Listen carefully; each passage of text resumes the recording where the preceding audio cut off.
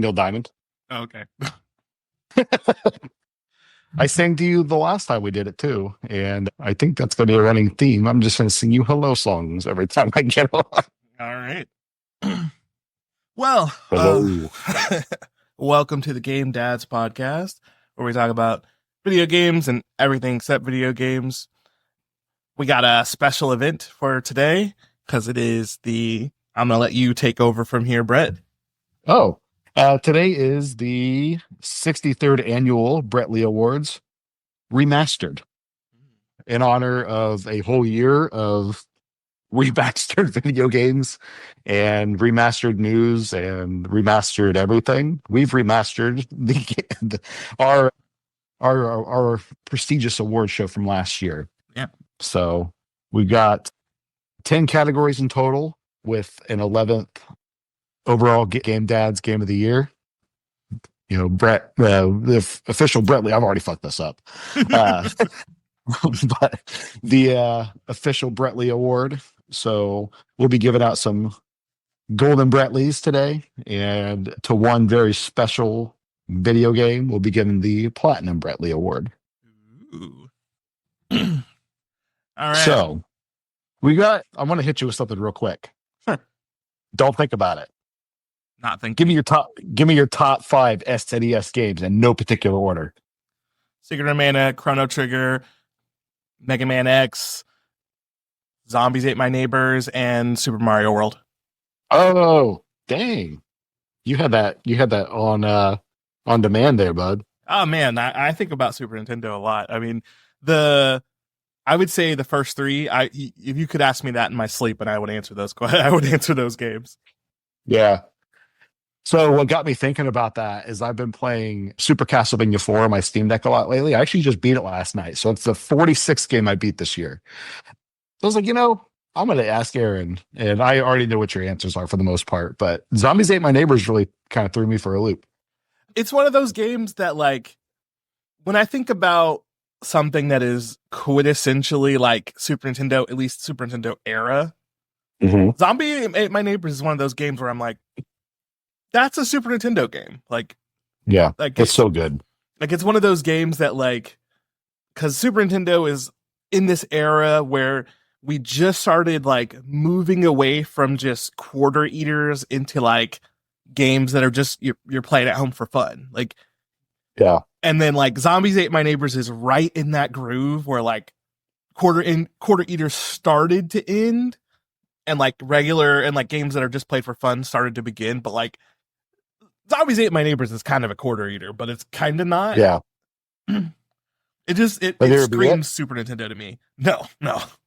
Neither have I. It's so good though. Yeah. No, I have not. I have never beaten Zombies Ate My Neighbors, but I've played so much of it over my life. Like, I was like, I'm thinking about, like, a game. It's weird that I put it in the 4th spot because it should be in the 5th spot because Super Mario World is, like, I believe it's one of the greatest games ever made. Yeah. But, like, thankfully I put it with the caveat, no particular order either. So, no need to think about it too much. Yeah, I was just, like, those are the games that if I think someone says Super Nintendo, friggin' Secret of Mana, Chrono Trigger, and Mega Man X are automatic. Like, those are automatic for me. But, like, those last 2 are like, But Super Mario World is, like, the Super Nintendo game. Like, it's right. The Super Nintendo game. And then, like, Zombies Ate My Neighbors, like I said, it's like that game that, like, transcended quarter eaters into being, like, a home console game. And it was one of, like, the ones that I feel like I played the most overall with Super Nintendo. So mine actually mirrors yours quite a bit. So my, Secret of Mana, Chrono Trigger, Mega Man X. But I've got a quarter eater in Turtles in Time and a platformer in Donkey Kong Country. So hey, yeah, I love Donkey Kong Country. So yeah, like as far as Super Nintendo games go, like if you were to expand my list to 10, Donkey Kong Country would be on there. Maybe Donkey Kong Country 2, but, like, Donkey Kong Country would be on there. So funny thing about Donkey Kong Country 2, I always thought it was Diddy's. What it was like, it's Diddy's Kong Quest. Yeah. I always thought it was just Diddy's Conquest. like he like he's like Westward Expansion. I mean, if you really want to get into what Donkey Kong Country is actually about, Yeah. have you ever actually like looked into it? Are you talking about like the Donkey Kong Country lore? Not lore, it's real. It's based off of like the story of Donkey Kong Country is loosely based on the South American Banana Wars. I did not know that.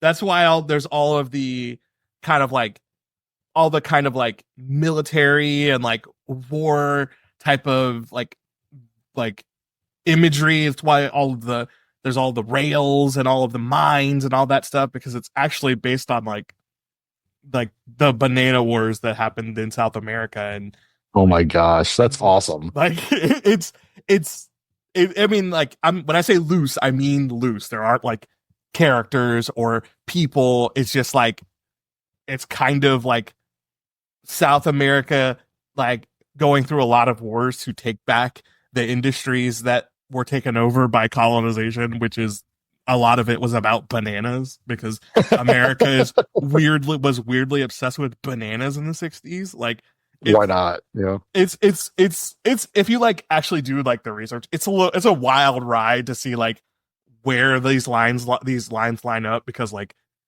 when we first got involved, Russia was also trying to get involved, and that's like why all of the bad guys in Donkey Kong Country kind of have like Russian feel to them. It's weird. It's like, I'm not gonna go any further because it's a long explanation, but like it's weird. Yeah. I love that, dude. It's hilarious. Okay. So, yeah. You got any cool topics to bring up?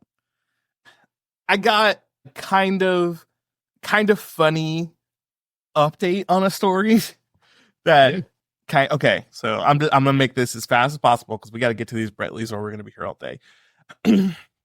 So we're going back to the Kendrick and Drake beef because it kind of fired back up again. Oh yeah, that new Kendrick album's great. Yeah, so I did listen to it. So Kendrick dropped his new album, and after he dropped his new album, he announced a tour. And this is what musicians do: make an album, then they do a tour so they can get their money. So Kendrick decided that he was going to do one show in Toronto. And, Drake is from Toronto. It is his city. He is the big artist from Toronto. So Drake saw this as like him starting stuff back up. So Drake's big plan was he bought all of the floor seats for the Toronto shows, so that they would be like, so it would look like that it was empty. But because back in the day you could do this kind of stuff because things weren't so online. A ticket wasn't, directly connected to a person and an ID, and you couldn't find out who bought what ticket. It was just someone bought tickets. Right. So Kendrick found out that Drake bought all the tickets. So Kendrick said, okay, well, I'll just fly fans out to come watch the show for free. Like, why wouldn't I? Oh, dude, that's so cool. If the tickets are already paid for, why wouldn't I just let people come in for free? Yeah. So now Drake is trying to get Drake fans to come to the show for the free tickets that he bought to like boo him in the crowd. Like, it's like a whole thing happening now. But whether they're cheering or booing, Kendrick's won, Like, right? Because the tickets are paid for. yeah. So he's getting his, that's fine. It doesn't matter who's in the seats. Yeah, like that's the problem. Like basically, he's trying to pull a trick that 50 Cent pulled on Ja Rule. Yeah. Where 50 Cent bought all the floor seats to a Ja Rule show when they were being in. But like in 2008, you couldn't. He had no way of knowing that 50 bought all those seats. So when he came to the show, all the front rows were empty, and it looked like crap. Like But like now we have the internet. Kendrick knows, so he knew, and he's just gonna have fans come to the show for free. Why not? Yeah. Like, That's awesome. so this beef is just sparked back up again, and then apparently, and then the Super Bowl thing happened, and now Kendrick's also beefing with Lil Wayne, and it's like I I don't know how far this thing's gonna go. Like I honestly thought, as bad as I feel, which everyone else is saying, that now it's this like thing where like we say revisionist history, where people are saying like, oh no, Drake didn't lose as bad as you guys say he did. Drake's still on top. Drake's still like, yes, he is. Drake was the highest selling artist in 2020 in 2021 through 2020, like, or 2010 through 2020. That's not going to magically go away because he lost a beef. Right. But he lost. He's definitively lost this. Yeah, he lost. Like, if the person who wrote a beef song about you and called you a pedophile goes and has a concert and plays that song 6 times in a row, and every famous black person in existence is at the show dancing to them calling you a pedophile, you lost. I don't care what the numbers say. You lost. But but now people are saying that he didn't lose as bad as everyone says he does, and like, oh, Kendrick's new album, it wasn't that good, so that means Drake. Well, it's like, all right, whatever. I know you guys just really, this is something that you're into, so you got to keep those flames going, keep it beef going, so you have something to talk about. But yeah, Drake lost. Everybody likes drama. Yeah, Drake lost, and now because he lost, he's dragging everybody else into it. So now Lil Wayne is in it, and now it's a matter of time before Nicki is in it, and all this other stuff. And I'm like, guys, I understand that you need this beef to keep going, but we can't do this thing where no matter how bad you lose, you just never admit that you've lost. Yeah, because that just continues to escalate things until somebody's dead. Yeah. So. Exactly, man. You got to know when to fold them. You got to know when to fold them. Yeah. You got to know when to walk away. You got to know when to run. You're just in the mood. I can tell. This is gonna be a sing-songy episode, guys. Oh, dude, that's just life in general for me. So, oh, geez. So, dude, I don't really have a whole lot going on, honestly. I feel like the MCU rewatch, that's probably going to be its own episode, but that's done. One thing I'll say before we get into that podcast, because I think that's going to end up being a whole thing. I think that post rewatch, I can actually sunset a lot of those movies where I never need to watch them again. You know what I mean? I'll have my favorites, and I do, but I'm so glad to just give some of those movies a Viking funeral. So I can't wait to talk about that. But the other thing I wanted to say too, so we were talking about handhelds on one of the last podcasts. It's not here yet, but I bought a PSP. Okay. And dude, it's so cheap to buy for. I've got 5 games. I've got one more coming. So it would be it's 5 in total, but for a total of like $200, I got the PSP. It's a Japanese PSP, so I got the blue one. Beautiful. It's beautiful. And they're region free too, which is great. I got Castlevania, Dracula X Chronicles. I got Kingdom Hearts Birth by Sleep. I got Crisis Core. I got God of War, Chains of Olympus, and then I've got Mega Man, the Maverick Hunter X, the Mega Man X remake coming, all for less than $200. Boy, you got the best games. All you got to do is Katamari and you're done. Yeah. I'm stoked, man. Like I'm on a handheld kick. I love my Steam Deck, and I was like, maybe PSP is my favorite handheld. Like, outside of Steam Deck and stuff, because Steam Deck does everything. Mm-hmm. So yeah, I can't wait to talk about that on a future episode as well.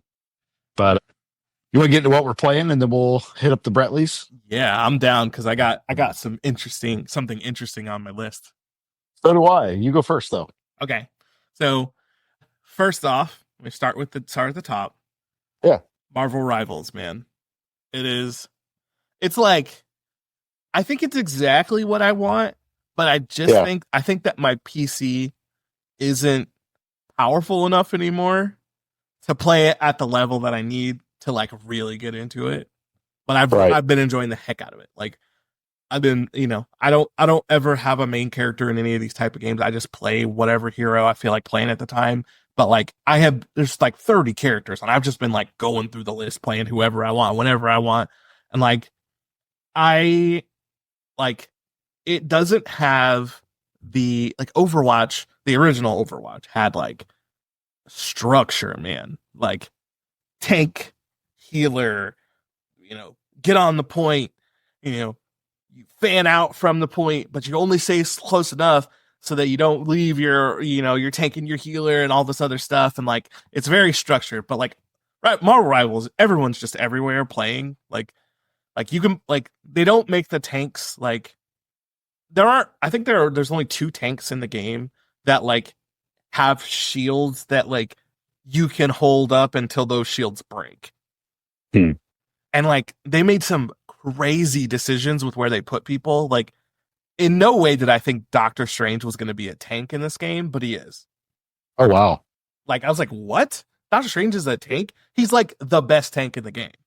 Is that because he can like conjure shields and all that? Yeah, like he literally he's one of like the two people. I think the other one's Magneto, which Oh yeah. another weird, but like they both can conjure shields that actually have like the shields have HP and you can just like hold them up until they break. That's awesome.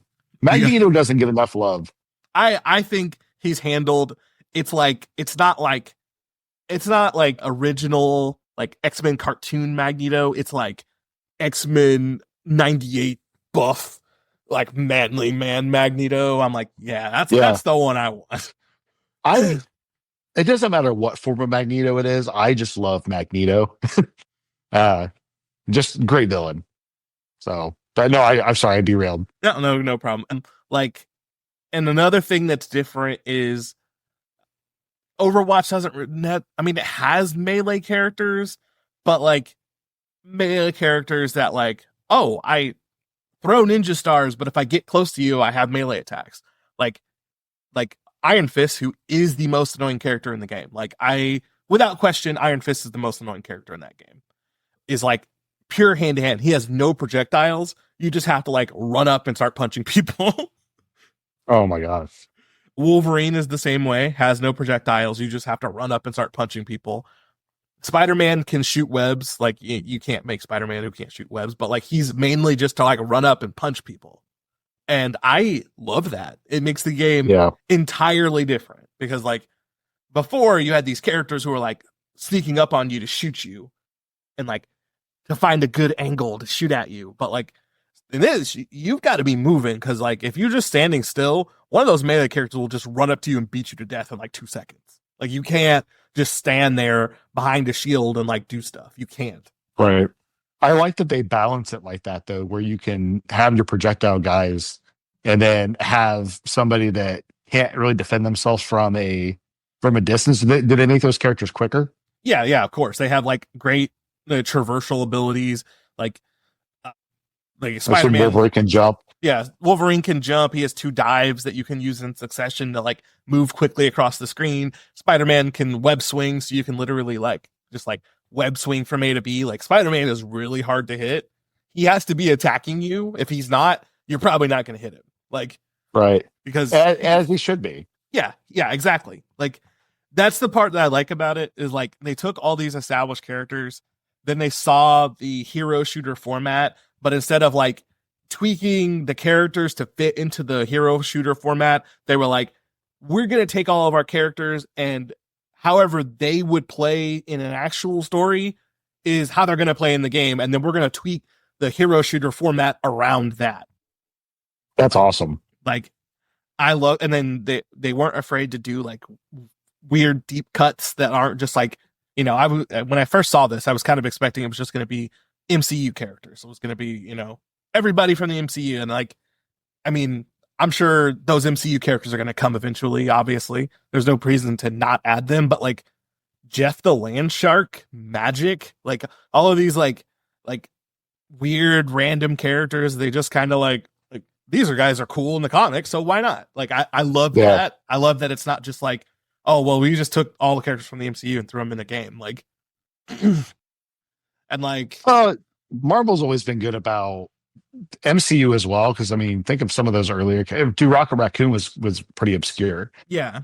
but if you look at like Marvel versus Capcom, or even this and stuff, they're not afraid to really like go into their treasure chest, or their war chest rather, Yeah, and pull out characters that you wouldn't normally recognize.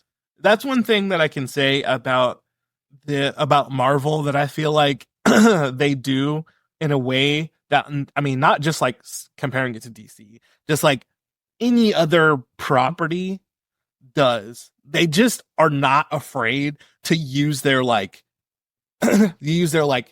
weird characters. They're less popular characters or less known characters. They're just not afraid to use them. Like Right. Well, isn't. and I'll to kind of defend, I guess, DC a little bit. They're getting better about that, especially like post like BDS. Mhm. But dude, like I was talking to my cousin yesterday. We were talking about like the new Superman stuff that's coming out, because he's a massive Superman fan just like me, and he's definitely a bigger Superman fan. But we were talking about Weasel in the Suicide Squad, Oh yeah. and just how weird James Gunn is, and how like we're excited we are. Dude, Peacemaker, like they're building like an entire universe, kind of like they just threw their entire universe into the garbage, and just they're basing it around Peacemaker. What? Yeah. But I digress. Yeah. So I'm really enjoying it so far. Like it's not, I don't think I'm ever going to hit the level I hit with Overwatch. I don't want to. I'm purposefully not getting that bad ever again. It took too much of my time and patience. But I really think they're I do doing, want to play with you. I really think they're doing a great job with it. I really think they made a really good decision to like, I mean, I don't know if they purposefully, I don't know if it was their plan from the get-go or what, but like having so many characters that play so differently at the start of the game, like I've just been, like I said, I've just been character hopping. I've been playing every character, and like, there are some characters who I feel could use some buffs or some debuffs, like Iron Fist, because he's so annoying. Like, Is he good annoying, or not good annoying, but like is he uh, is he like Ken in Street Fighter, where people pick him because he's easy to play and he's good? I would say probably yeah. Like Okay. the thing is I haven't really been playing like a lot of these new shooters, so maybe I'm completely off base here, but I feel like I'm not. There aren't a lot of characters in like shooter games that are like Iron Fist, that are just like run up and just start punching the crap out of somebody until they die. So like we're all used to this, like, kind of duck and cover, run behind the shield. If someone starts hitting you, run back so that you can get away from them and maybe get a clear shot, all of that stuff. Like try and turn a corner so that you can like, get them peeking around the corner. But like literally he will just chase you down. He just run you down. And the whole time he's just punching you in the face. Like there's nothing you can do about it. You have to to use some ability that makes you invincible, or you have to use some ability that like gets you away from him, because if you're just running away, he's just going to kill you. Right. So like when you're playing one of these like a tank character or a big character that's meant to fight, then yeah, you just 1v1 and see who wins. Like, but if you're playing a character who's not meant to fight, there's not much you can do. You're just gonna get beat up and hope someone saves you. Right. So I'm sure as like strategies adjust and like people get more used to these physical like characters like him, he'll be less annoying. But like right now, if you're if you're not playing a tank character or another like hand-to-hand character like Spider-Man or Magic or Wolverine, and Iron Fist runs up on you, you're probably dead. If he gets close enough to start hitting you, you're probably dead. Can you have duplicates in one map? On opposing teams, yes, but on same team, no. Okay. Interesting. But It's I've got it downloaded on my PlayStation. I just haven't touched it yet. So okay, something I want to try. my advice to you and to everyone who decides to pick it up, if you're like me and you're just gonna play every character, you might, try and learn it on the fly. But like if you got a character you want to play, definitely go into the training first, because they don't play like every other game's characters would. Like Right.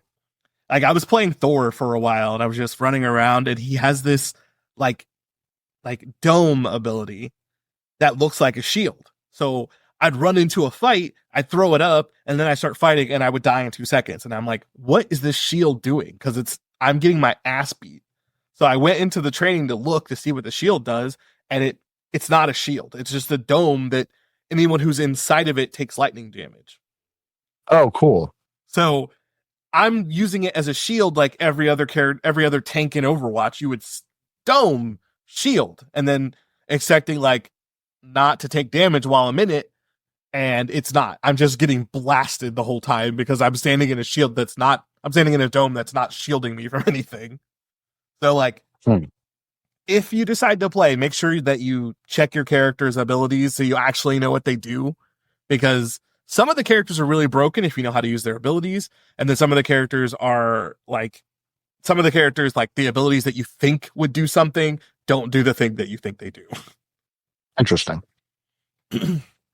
So Marvel Rivals, very cool. Like I'm almost at a point now where like I'm thinking about saving some money to like do some small upgrades to my PC to see if I can get it to run better, because I'm thoroughly enjoying it. But I like Doctor Strange has a portal ability, and when he turns that thing on, my game slows to a freaking crawl. I have to like run Hmm. away from it, because like it's basically a portal ability that like if you run through the portal, it'll take you to a different part of the map, but like it means that the game is simultaneously running the area that you're in and the area that the portal leads to at the same time, and my computer cannot handle this.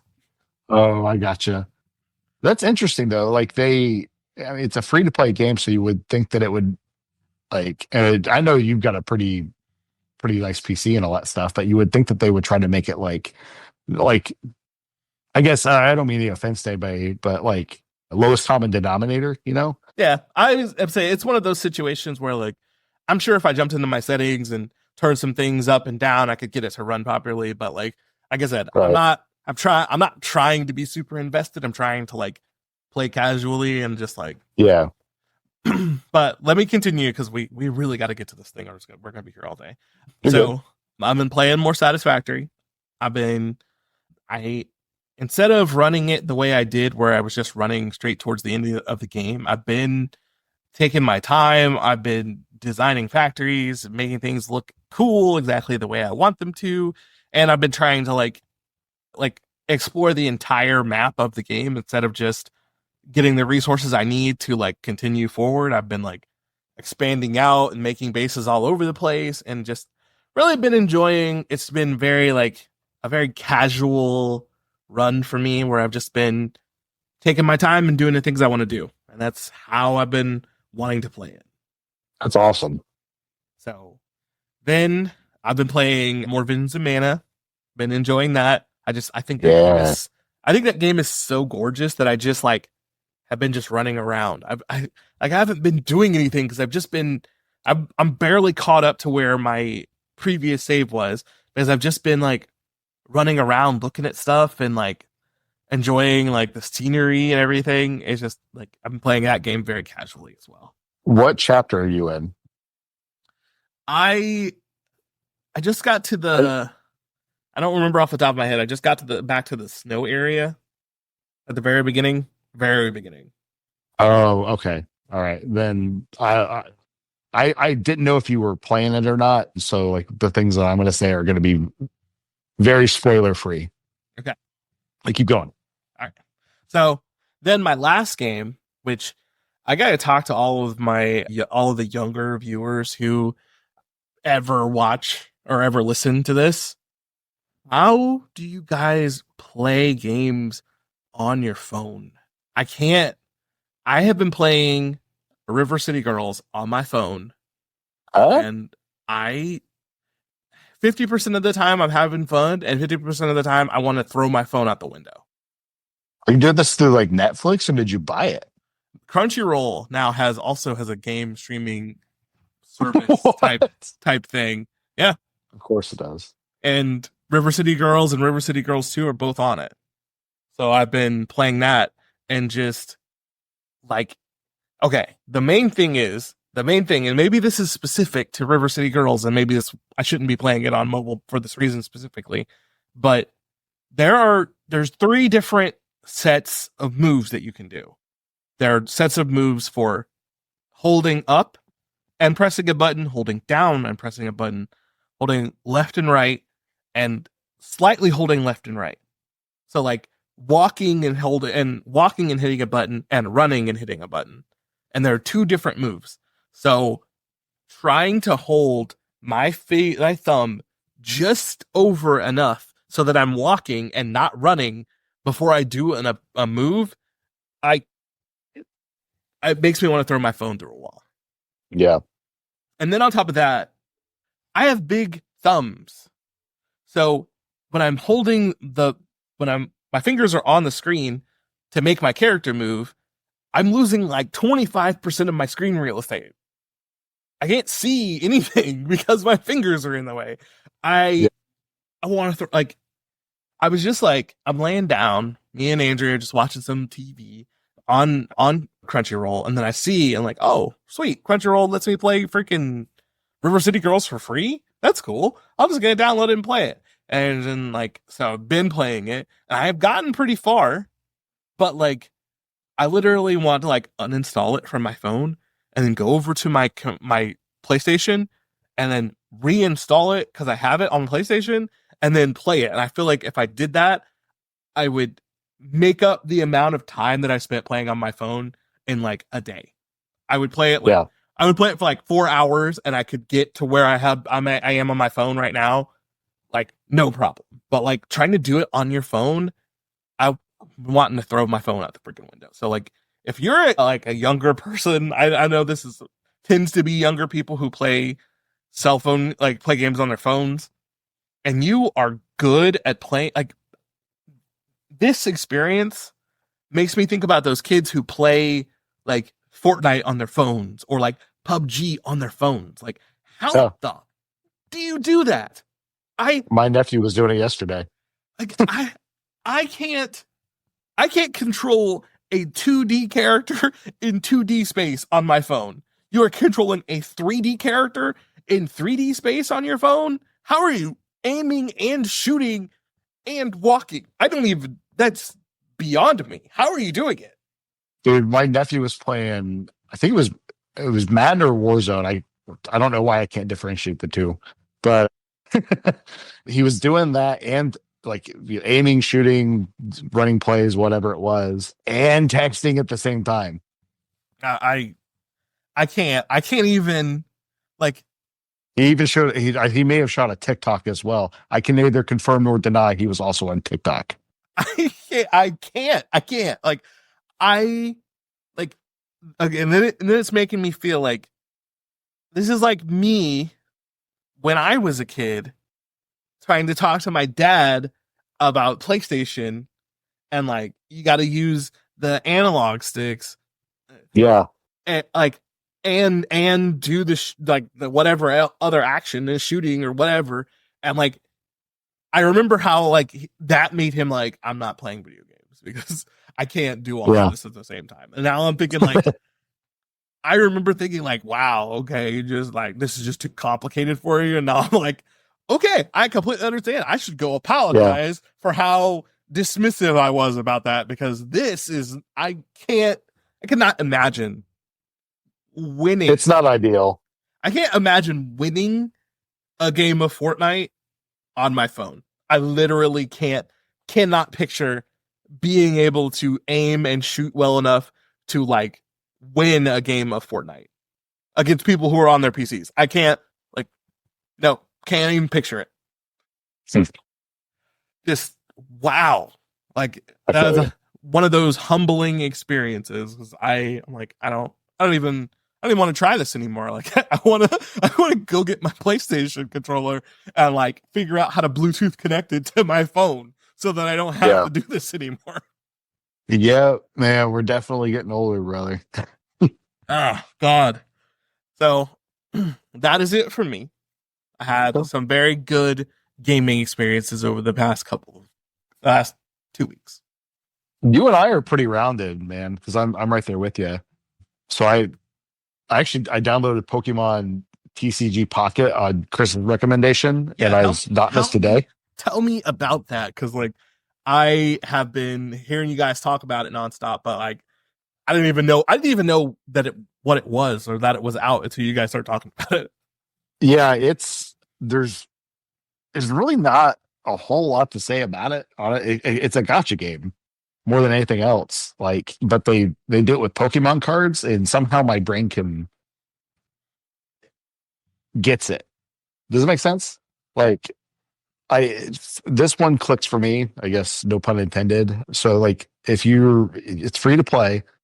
You can do the card collecting stuff, which is what I do the most of, and then you can do like battling, which there's a lot of single player stuff involved with it. They give you like rental decks, but it's just the Pokemon trading card game. You know, you do your battles, there's rules, all kinds of cool stuff. That's fun. I don't do a whole lot of that, but I still get it on every day. I haven't put a dime into it yet. I've got the majority of the cards that they've got out right now. I think Chris said that they're getting ready to put out a new set of booster decks, but you've got three booster packs to choose from. You've got a Mewtwo, Charizard, and Pikachu.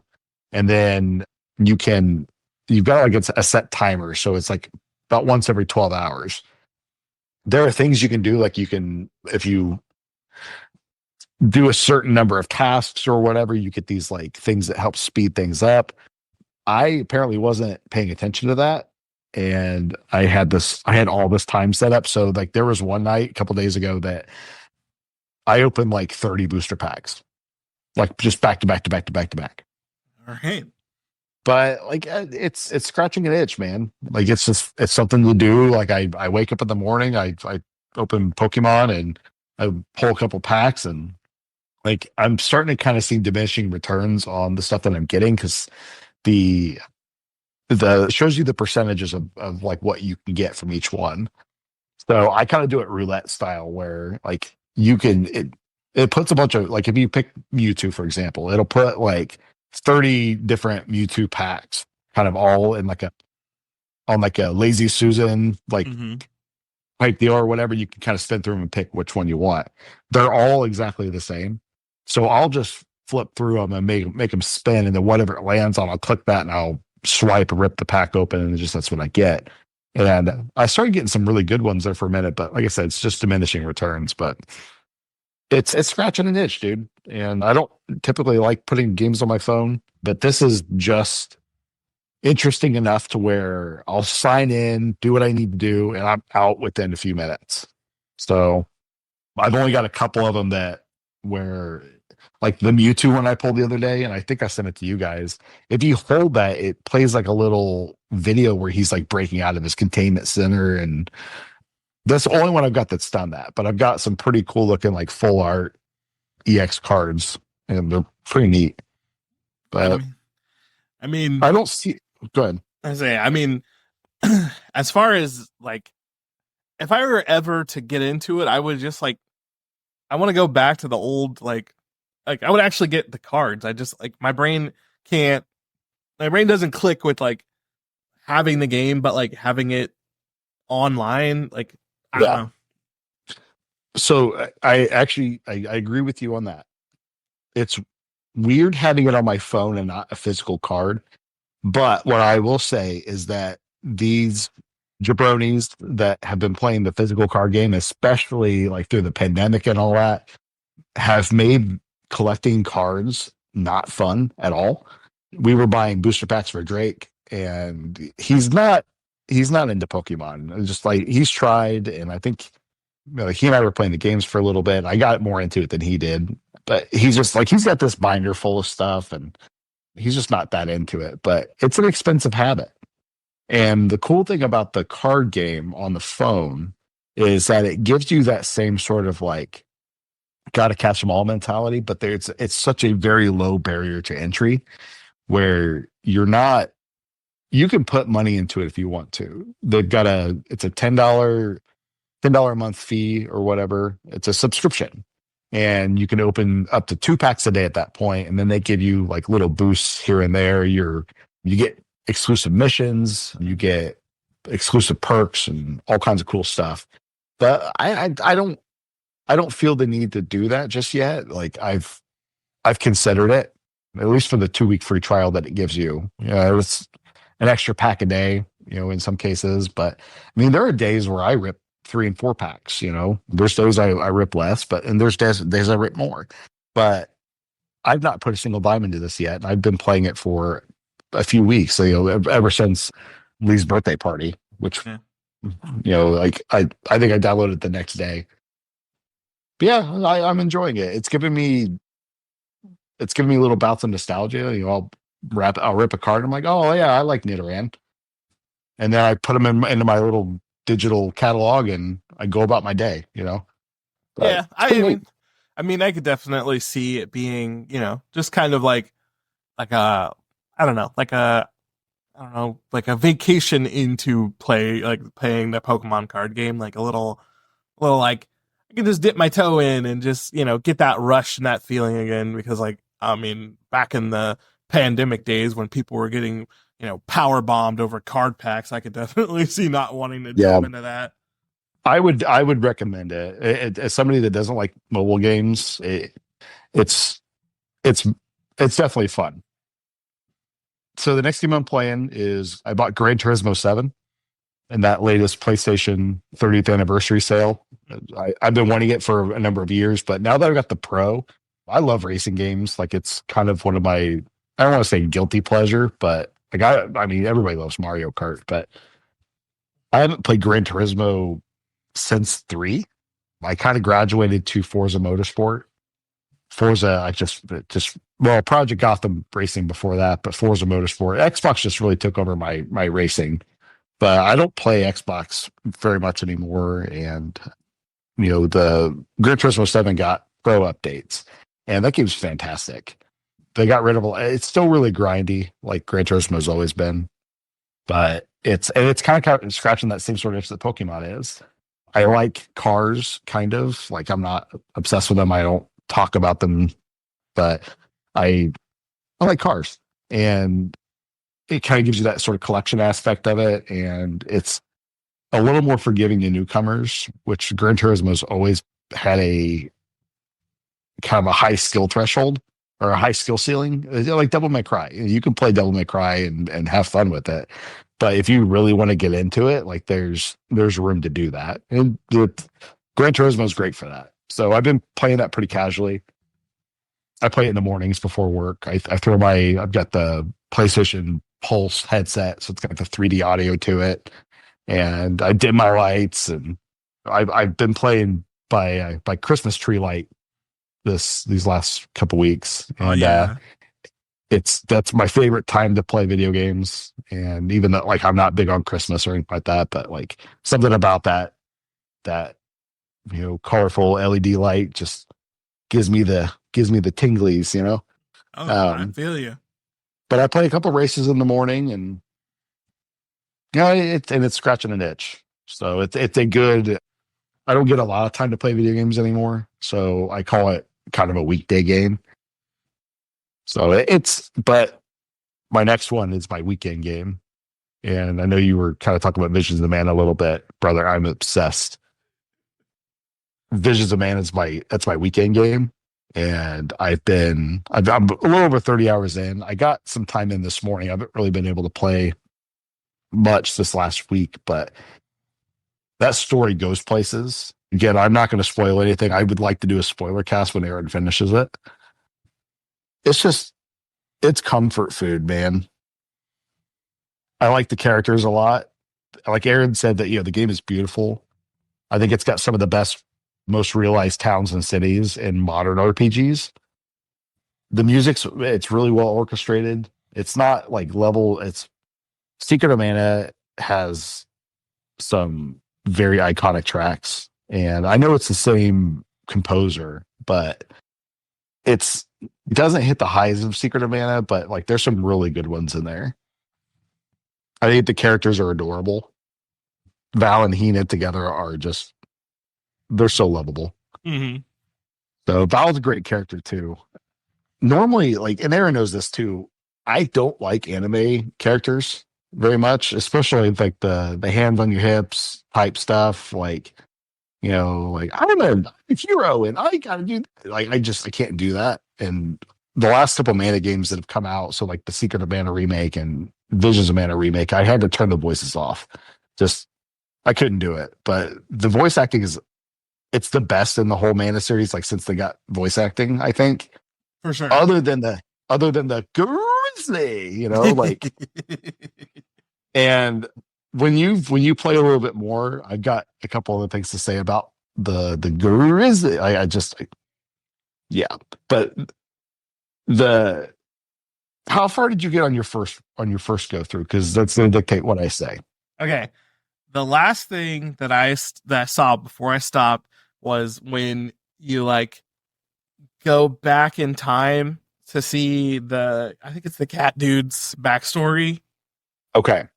So kind of the premise of it, right? So Yeah. Val's a soul guard, and every city has an alm in which Val is supposed to like they go on a quest to gather all these alms, each chosen by the fairy and the elemental to sacrifice themselves to the mana tree and the mana goddess in order to prolong human life, right? Mm-hmm. So that's the premise. So the themes of sacrifice I think they're really heady. It kind of gives me Final Fantasy X vibes a little bit. Yeah. Not so much like, with Yuna, it was always going to end up with her dying to fight sin and all that stuff. And this is kind of the same way where, these characters have kind of accepted the fact that, they've got this big duty to fulfill, and, they're going to die and all that. They're not excited about it, but they've accepted it. And just society as a whole has accepted this and they do this every year. Every year they have to sacrifice themselves to the goddess, and just to keep the flow of mana going. And that's kind of where I'm going to stop with that.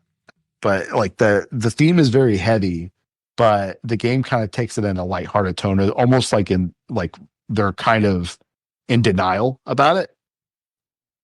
And that's where I'll stop with that. Yeah. It's this is the best Mana story, I think, probably ever. Story's never really been the strongest suit of Mana games, in my opinion. Like it's there, but it's not like Final Fantasy is more story driven than it is gameplay driven, and not until like Final Fantasy 16 where they brought in the director of or the game or the combat director of Devil May Cry, where the combat was really central to that game as well as the story. This game really marries combat with story, and it worked. I am here to say, because especially I kind of went on a little bit of a rant on Gamedads. It was when you had to walk away a little bit, but I was very down on this game when I played the demo. If the demo had started from the beginning and let you play a little bit more and just kind of get to know Val and Hina, Karina and Morley and all them, if it let you get to know them before it just throws you into the game, I think I would have liked it more. I'm glad I bought it. I bought it on sale. Yeah, it's really good, man. It's RPG comfort food. I'm playing it slowly. I intend to platinum it. Just it's so good. Well, I'm glad. I'm very glad that you turned your opinion turned on it after you got and played a little bit, because when I played the demo, I kind of feel like I was in the same boat where I was like, yeah, there wasn't giving you a lot of like story wise, and I was like, all right, but like as soon as I started playing it and saw this freaking like those environments, I was just like, yeah, I'm gonna Yeah. play this. I'm gonna play this. It's gorgeous. Well, and I think too, just a lot, these demos and Tales of Arise did this as well. I've described it, and you're a Brooklyn Nine-Nine fan. There's the episode where Jake is interrogating the guy and he breaks out the guitar and he just starts screaming in his face. Mm-hmm. That's what every battle felt like in the demo. And not like Tales of Arise did that too, where the battle starts and they're all just like, ah, and they're all screaming the names of their attacks. And it's a lot. Playing the full game, it's a slow ramp up and it gets deep, dude. It gets real deep because, I mean, from what I know from what you play, you can switch your classes and all that, and each character will get different weapons depending on what element they've got picked or whatever. So like if you want to just you know beat things with a stick, you can. In fact, like the way that I learned how to play RPGs, Secret of Mana was my first RPG, like full stop. When Aaron and I were growing up, like we had the multi-tap, or Aaron had the multi-tap, and we all had set characters that we picked. And I was always the boy, Randy, the hero, whatever it was. And so I never used magic. And I still play like that to this day. I don't like to use magic. I just like to hit things with a stick. But if you want to change up your tactics a little bit, you can tweak little things here and there. It's a little easy, so like you don't necessarily have to do that, but like I up the difficulty a little bit just to kind of have a little bit of a pushback. So the strategy is a little bit more, it's a little more required. You only play one character at a time, but you can switch to either one of them if you want to. So I'll do that, and I've got little tactics and commands that I give my characters, but we'll get into a little bit more with the Brettleys spoilers. But I really just enjoy it. I think it's exceptional. And apparently Square does too, because they brought out like when NetEase, and I'm gonna go ahead and just say fuck NetEase, when they closed that studio, they brought in the director of the game to Square Enix. So he's been hired. So hopefully he gets another crack at Mana. Yeah. Dude, that team just they care about the series, and it's great. I'm always impressed. Like I feel like Sony, as much as like I want to like hate them, like I feel like they make some good decisions when it comes to what talent to keep. Yeah. I mean, I don't like I said, I am not a corporation guy, but I feel like Sony at the very least knows what talent to keep. They may not be moving in the right direction with every franchise, but I feel like they know who to keep around and who to get rid of. Right. I agree with that too. And like, it's like studios aren't always it's not this, it's kind of like BioWare right now. Like BioWare is not the same BioWare it was 10, 15 years ago. It's BioWare in name. Sony will move people around, and like, if they need like retire game franchises and stuff, can you imagine if Naughty Dog was stuck making Jack and Daxter? Like that's a whole nother topic, I guess. But, but yeah, I'm excited to see more Mana. Like it's in the best spot that I think it's ever been. With the 2 remakes that we had on PS4 and now Visions, I think the future is really good for Mana.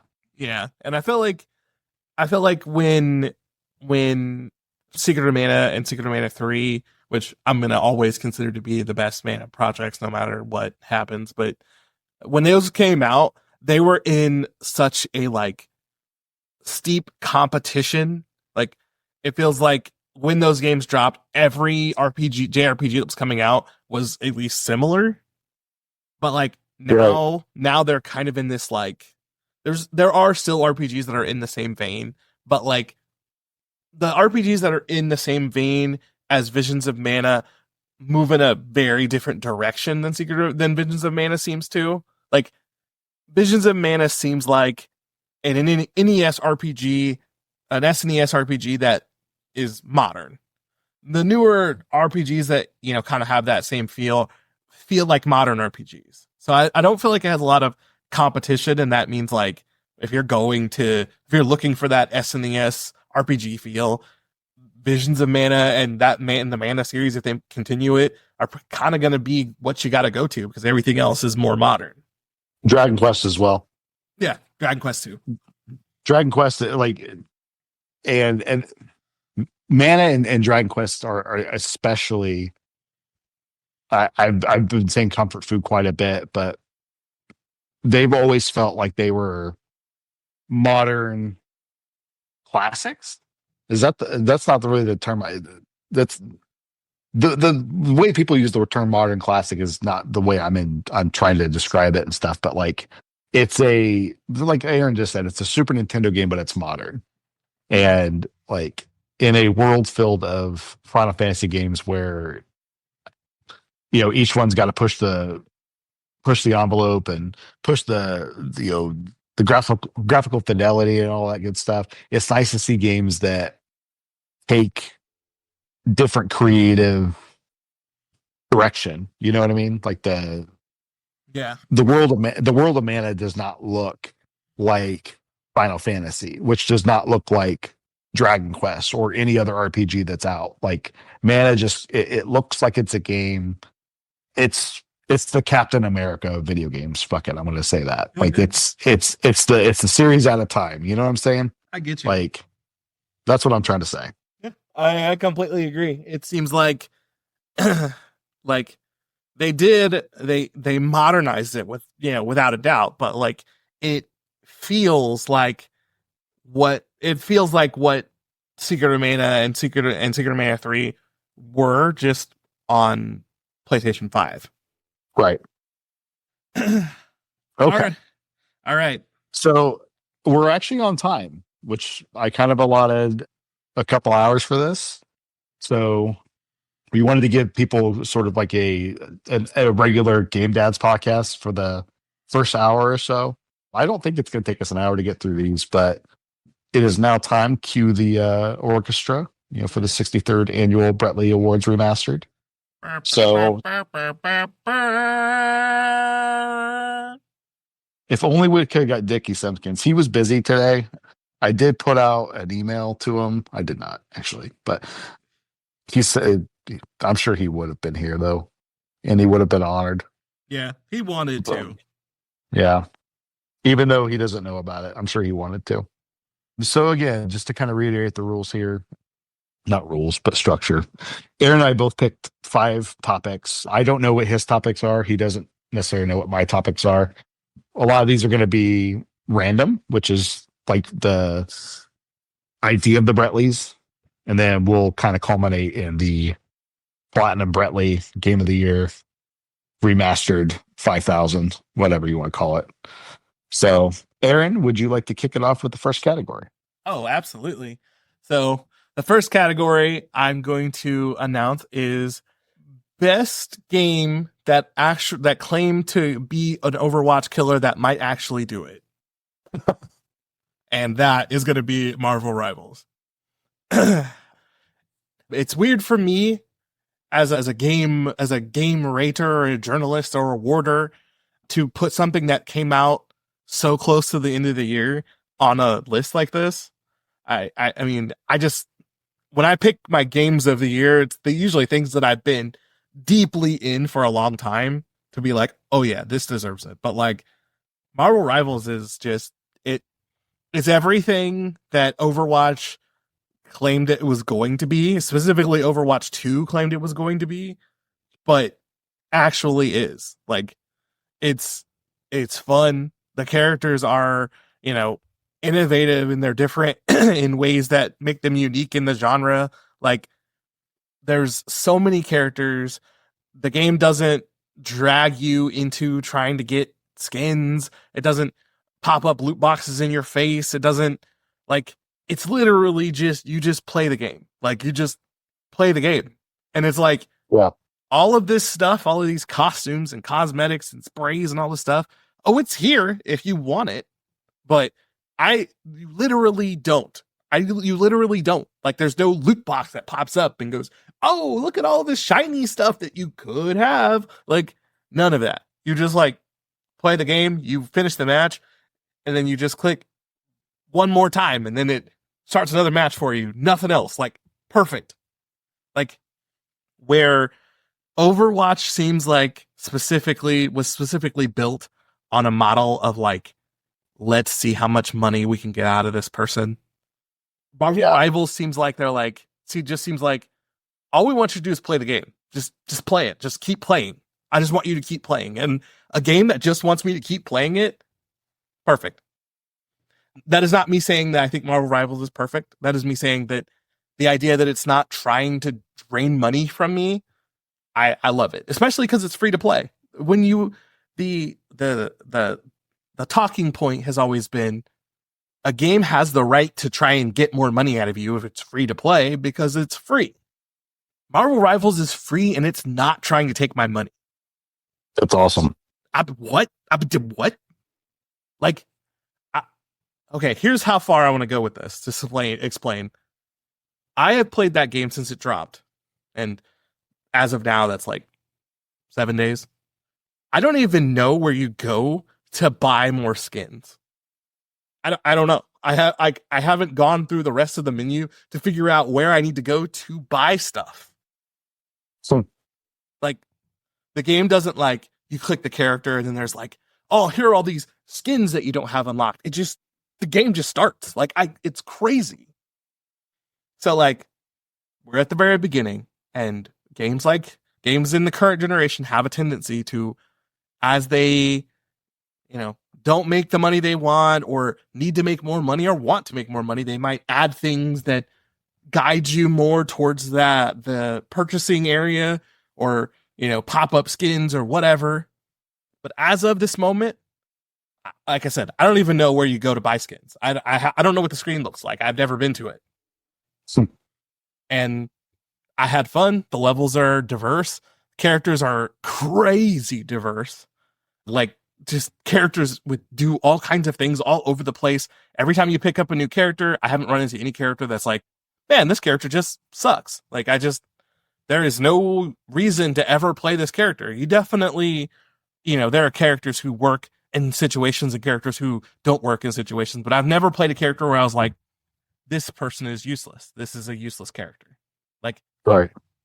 Don't have to say too much more than that. Marvel Rivals, if there's any game out there that is actually going to officially kill Overwatch, it is without a question Marvel Rivals. It's just like right now, someone said this on a TikTok, so I'm not quoting these numbers, but when Marvel Rivals dropped, it had like 440,000 players, and then Overwatch had like 28,000 players. I'm sure those numbers will even out a little bit. People who jumped on Marvel Rivals because they were super excited about it might not be completely satisfied, and they might go back to Overwatch, but that's a big for Overwatch literally not having any real rivals in its space for a long time, and then this new game shows up and has like 20 times the users. Like, that's, I don't know, but Marvel Rivals, fun. Well, congratulations to Marvel Rivals getting the first Brettley of 2024, right. The first remastered Brettley of 2024. All right, sponsored by Dickie Simpkins. And Doritos. And the Doritos Locos Taco. So my first award is the best old game that I played. So I did mine kind of like where I've got nominees and all that stuff in the winner. So my nominees are Castlevania Dominus Collection, the Final Fantasy Pixel Remaster, Resident Evil 2 on the N64, X-Men 2 on the Sega Genesis, and Sonic Adventure on the Sega Dreamcast. And I gave it to Sonic Adventure. Oh, Sonic Adventure. I beat that. Yes. Woo! I thought it was going to be Resident Evil 2, but Sonic Adventure. The reason why I gave it to Sonic Adventure is that for some reason, I got into collecting for the Dreamcast this year again, and I beat I think I texted you about it, but I beat Sonic Adventure on Dreamcast Day, 99.99. Mm-hmm. And first, I wasn't intending it to do it that way. I just happened to be playing the game and I rolled credits on it. And I looked at the date and I'm like, oh, it's Dreamcast Day. And for some reason, that meant something to me. So my Brettley goes to Sonic Adventure for the Sega Dreamcast. Wow. My brain just did something really dumb. What? Hold on. I gotta explain this. While you were saying that, and then it was like you were like 99.99, and I was like, I don't know. For some reason I always kind of see Sega as like a 3. And then A 3? Super Nintendo is like a 2. And that's because the regular Nintendo has 2 buttons and the regular Sega has 3 buttons. So that I was like, my brain went through this train and I was like, that might have been the dumbest thing I've ever thought. I need to say that out loud so someone else can hear it. Well, what about the 6-button controller? And then you flip the 6 upside down, it becomes a 9.99. Yeah. So the original controller has 4. The original controller has 3, and then like the upgrade controller has 6, and like right. That was literally one of the dumbest things I've ever thought. I wasn't going to allow myself to like think that thing I just thought and then like keep it to myself and like not admit it out loud so everyone could hear how dumb the idea I just had was. That's what podcasts are for, my friend. And I will also say that Sega Genesis controller with the ABC buttons, pretty great. Yeah, I'm down. Okay. The next award.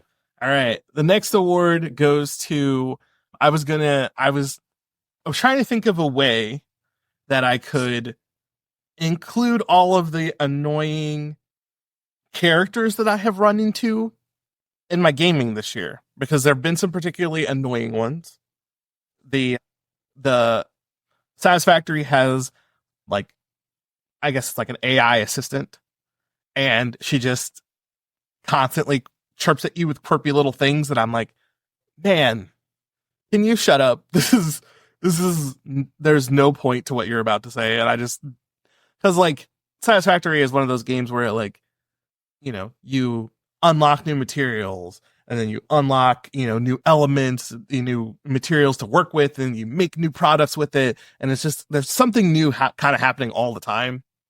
But every time something new happens, this disembodied voice comes on and just starts jabbering to you. She's supposed to be like quippy and like, ha ha ha, I got GLaDOS vibes, but like, it's just like, cut it, man. You're just annoying. So then I was like, I'm going to make an award for all of the annoying like characters who like, you run into in the middle of your game. And I was like, who's the most annoying though? And who's the most annoying but like endearing? And you know who I came up with? What's that? Johnny. Johnny from Final Fantasy VII Rebirth gets my award for most annoying main side character. Johnny, come up and get your award. Get your award, buddy. Okay. So if you don't know who, or if you haven't played Rebirth or Remake to know who Johnny is, he's this character who in Remake, he sort of knows Tifa, lives in the same town that she does. But like, I mean, I guess the thing they're trying to hit is like, he's like kind of into Tifa, but like, it's Tifa. Who isn't into Tifa that has ever met her?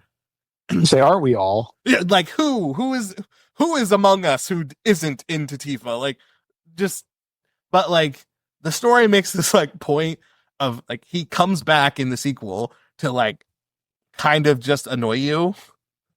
Like he provides nothing. He's just there to like, you remember this guy from the first one? Well, he's just as annoying now. Now you have to help him build his seaside shack hotel. And like, in the end, he becomes like this, like kind of holder for all of your in-game trophies. But like, he's just annoying. Like he provides nothing. He's just annoying. But like, in the same way that he's just annoying, he's annoying in a way that I relate with so much. Because like, he's like Cloud has this like I'm Cloud. I'm the tough guy. Everybody in the story who like meets me kinda wants me. But I don't care. 'Cause I'm too cool for that. And then Johnny's kind of like, I wish I had your aura, but I very obviously don't. So I'm not even gonna get into it with you. I'm just gonna like, yeah, this is the guy here. He's the guy. So he, Yeah. as much as he annoys me, I relate to him in a way, and I'm like, I feel you because like if I was out there constantly seeing Tifa running around, I'd probably be a little annoying too. Yeah. So If you can't be with her, just annoy everybody else. You know, he's in that ruin it for the whole group. he's in that situation where he's like I don't have a chance, but I'm not gonna be quiet about it. Right.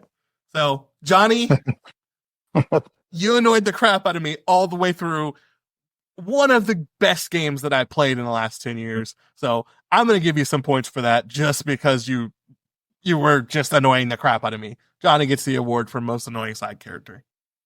For some reason, the Independence Day speech popped into my head. We will not go quietly into the night. We will not vanish without a fight. We're going to survive. We're going to live on. We're gonna open a hotel We're going to open up a hotel on the beach. on the beach. Congratulations, Johnny, you son of a bitch. Congratulations, my dude. I feel for you. That actually transitions into my next award. It's Jabroni of the Year. So in a year filled with some pretty outstanding jabronis, I guess the definition of jabroni. Should we get into that a little bit? Yeah, I mean, to be fair, it seems like our Okay. audience does skew a little younger, so I would say maybe a little bit of explanation to what a jabroni is in order. So the Oxford Dictionary defines jabroni as a foolish or contemptible person. Used in a sentence, quote, get it together, you jabronis. So collectively, we two game dads say to these 5 nominees, get it together, jabronis. The nominees are Microsoft for closing Tango Gameworks, Get it together, you jabronis. Gearbox / Eli Roth for the Borderlands movie, Get it together, you jabroni. I'm trying so hard not to cuss. The Rock for nearly derailing WrestleMania by taking Cody Rhodes' spot, Get it together, you jabroni. Sony for shutting down Concord, issuing refunds and closing the studio, and Rocksteady / WB for Suicide Squad Kill the Justice League. Get it together, you jabronis. In a world filled with jabronis, the Game Dad Platinum Award, Brettley. I'm doing it's named the award is named after me, and how am I messing this up? It's all the prestige, man. It's all the prestige. The Brettley goes to Sony for shutting down Concord, issuing refunds, and closing the studio. Dude, what? I'm PlayStation fanboy number one. You know, it's me. I didn't buy Concord. I had no interest in playing Concord. I don't think that live service is where they need to be. I think there are companies that do it better. You know, you got your Fortnite, you got your Call of Duty Warzone. Aaron mentioned Marvel Rivals entering the conversation as well. There are companies that do it better. You don't need to chase trends, let alone put as much money as they did into it. Journalists did some pretty great work in finding out how much money was wasted on that. It was upwards of $400 million, which is the most that Sony's ever spent on a video game ever. It lived for 2 weeks, and especially in a world where they had, or in a year rather, where they released Helldivers, which again, I didn't play Helldivers, but I know a lot of people that really liked it. But you come out with Concord and you put a lot of hype behind it, and then you just kill it.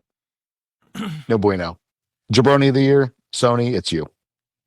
I just, The whole thing about Concord for me was we we live in this world, in this current existence, that feedback is instantaneous and infinite.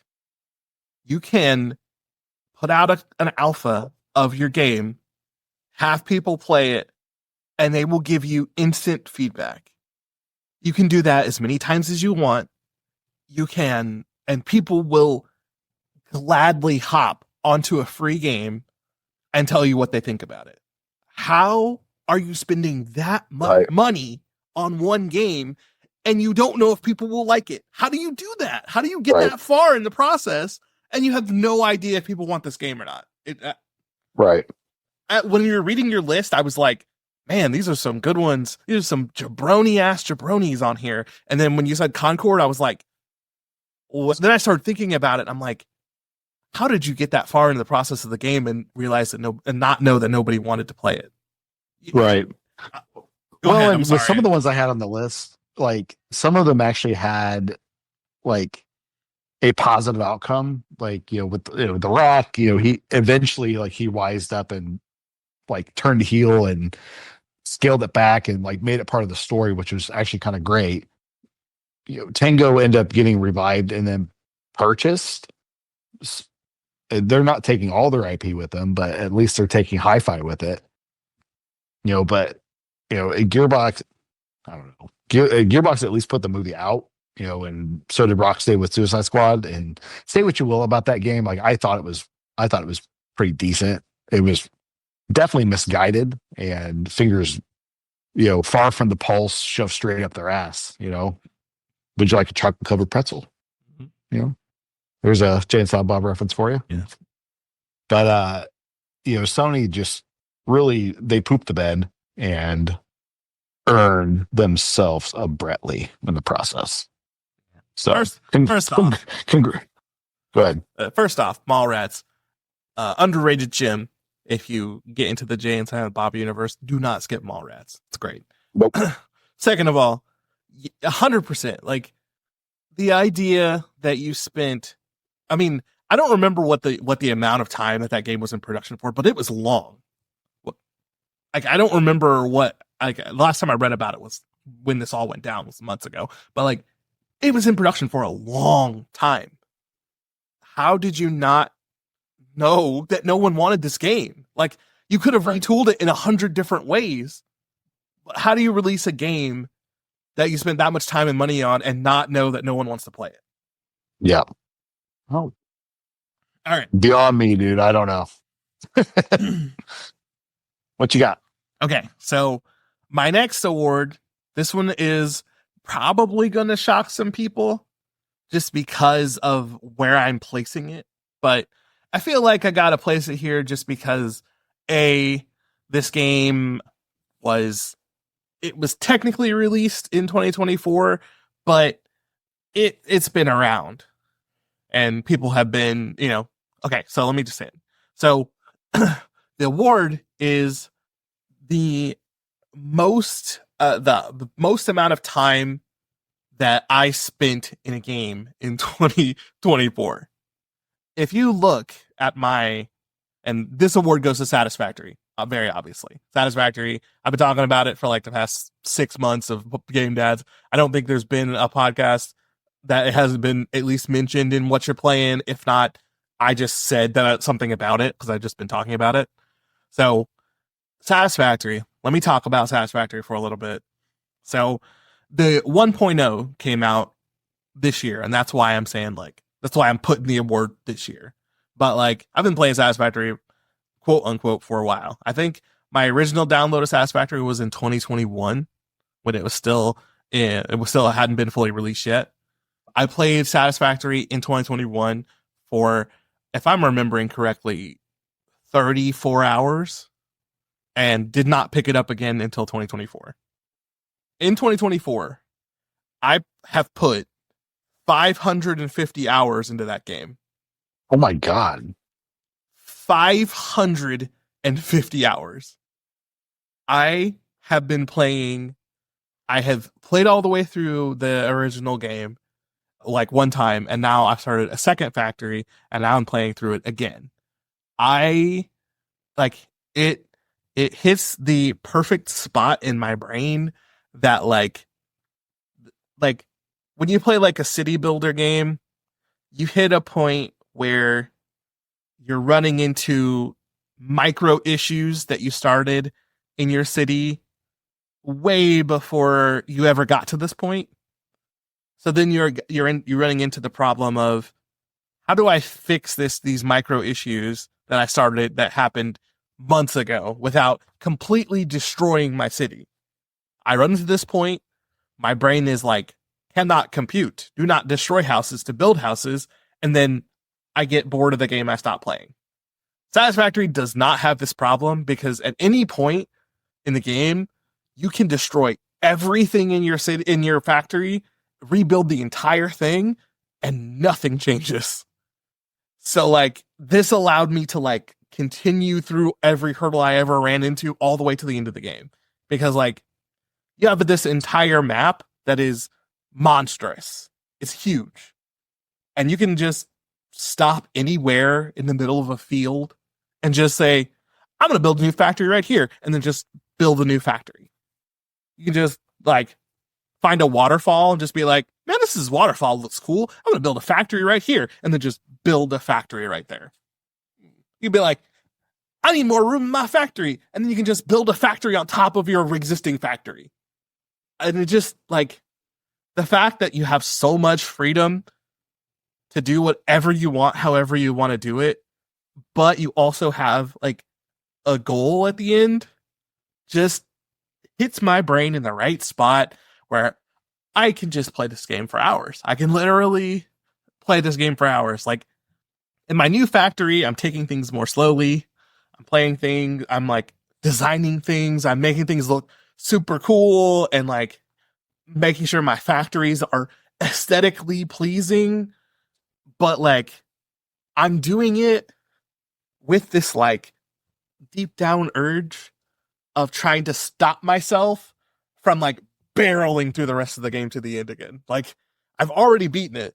I've seen the ending, but I'm so excited to play it that I have to physically stop myself from just barreling straight through to the end of the game. And like I don't get that feeling very often. Like the only other times I get this feeling is like when I'm playing Final Fantasy X and I'm trying to do the legwork so I don't have so much in-game stuff to do at the end of the game. When I'm playing Secret of Mana and I have to like slow down to like level up my weapons and magic so that I don't get to the end of the game and then have to spend 20 hours just grinding my weapons and magic to get them all to level 8. Like that I have the same feeling in this open world. I don't know if you'd call this a cozy game, but I kind of guess it is. It just is like blowing my mind. So Satisfactory is definitely going to get, I played this game too much to not give it an award. Congratulations to Satisfactory. Yes. Coffee Break Studios. That's what they're called. You deserve it. Yes. All the recognition you've got, I think PC Gamer gave Satisfactory Gamer of the Year. All the recognition, all the recognition that you guys are getting for this game is well earned because like when I say that like you can stop and just build a factory anywhere, I mean it. Like if you see 2 trees and you decide that you want to build a factory in between those 2 trees, you can just build it right there. You can just like, boom, here's a factory. You want to take it up 500 stories in the air, you can just build it straight up if you want to. Like there's a video of someone playing with like the Satisfactory build where they just decided everything that they built, they had to build straight up from where they started. So they would build a thing, then make some pillars that go up, and then build something else on top of it, and then pillars that go up, and then build something else on top of it. And like, if you look at this thing, it looks insane, but like, someone was able to beat the game building only things directly above each other.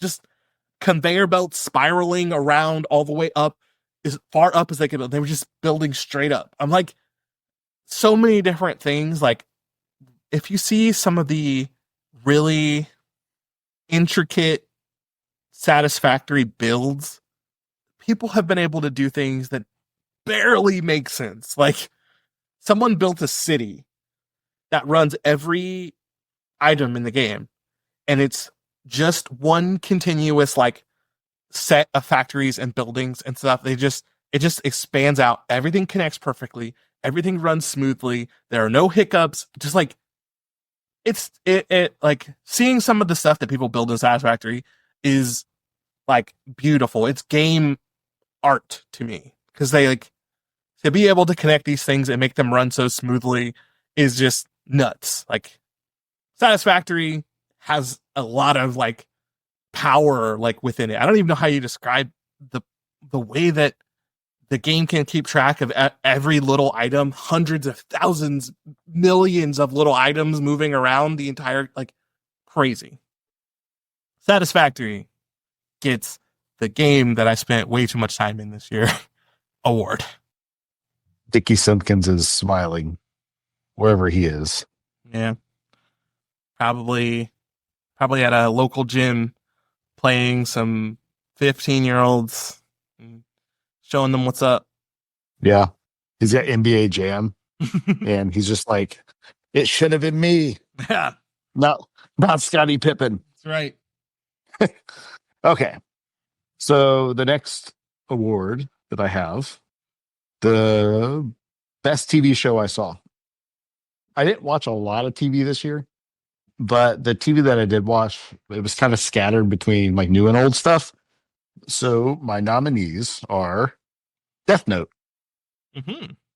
Curb Your Enthusiasm Season 12, Dragon Ball Daima, Cowboy Bebop, and The Last of Us. There's a lot of anime on that list. I was like, whoa, we got triple represented on Brett's list of stuff that he watched. Well, We're really eating out here. as the king of anime, I feel like I've got to, step it up a little bit. And I don't know. No, I've watched a lot of good stuff this year, and I'm still making my way through Death Note, but I'm obsessed with it. I'm only watching one episode a day, or one episode at a time, rather. Mm-hmm. Just I'm trying to make it last. A lot of good TV this year. My Brettley award goes to Cowboy Bebop. Yeah. Cowboy Bebop! That is the greatest anime I've ever seen. It took me so long to get through it because I would like as I would get to an episode, I would rewatch it if I really liked it, and I rewatched a lot of episodes. I think I forget the name of the episode, but it's the one where the alien gets aboard the ship and starts kind of taking over the crew and all that. I watched that one probably 4 or 5 times before I finally moved on because it was just perfect.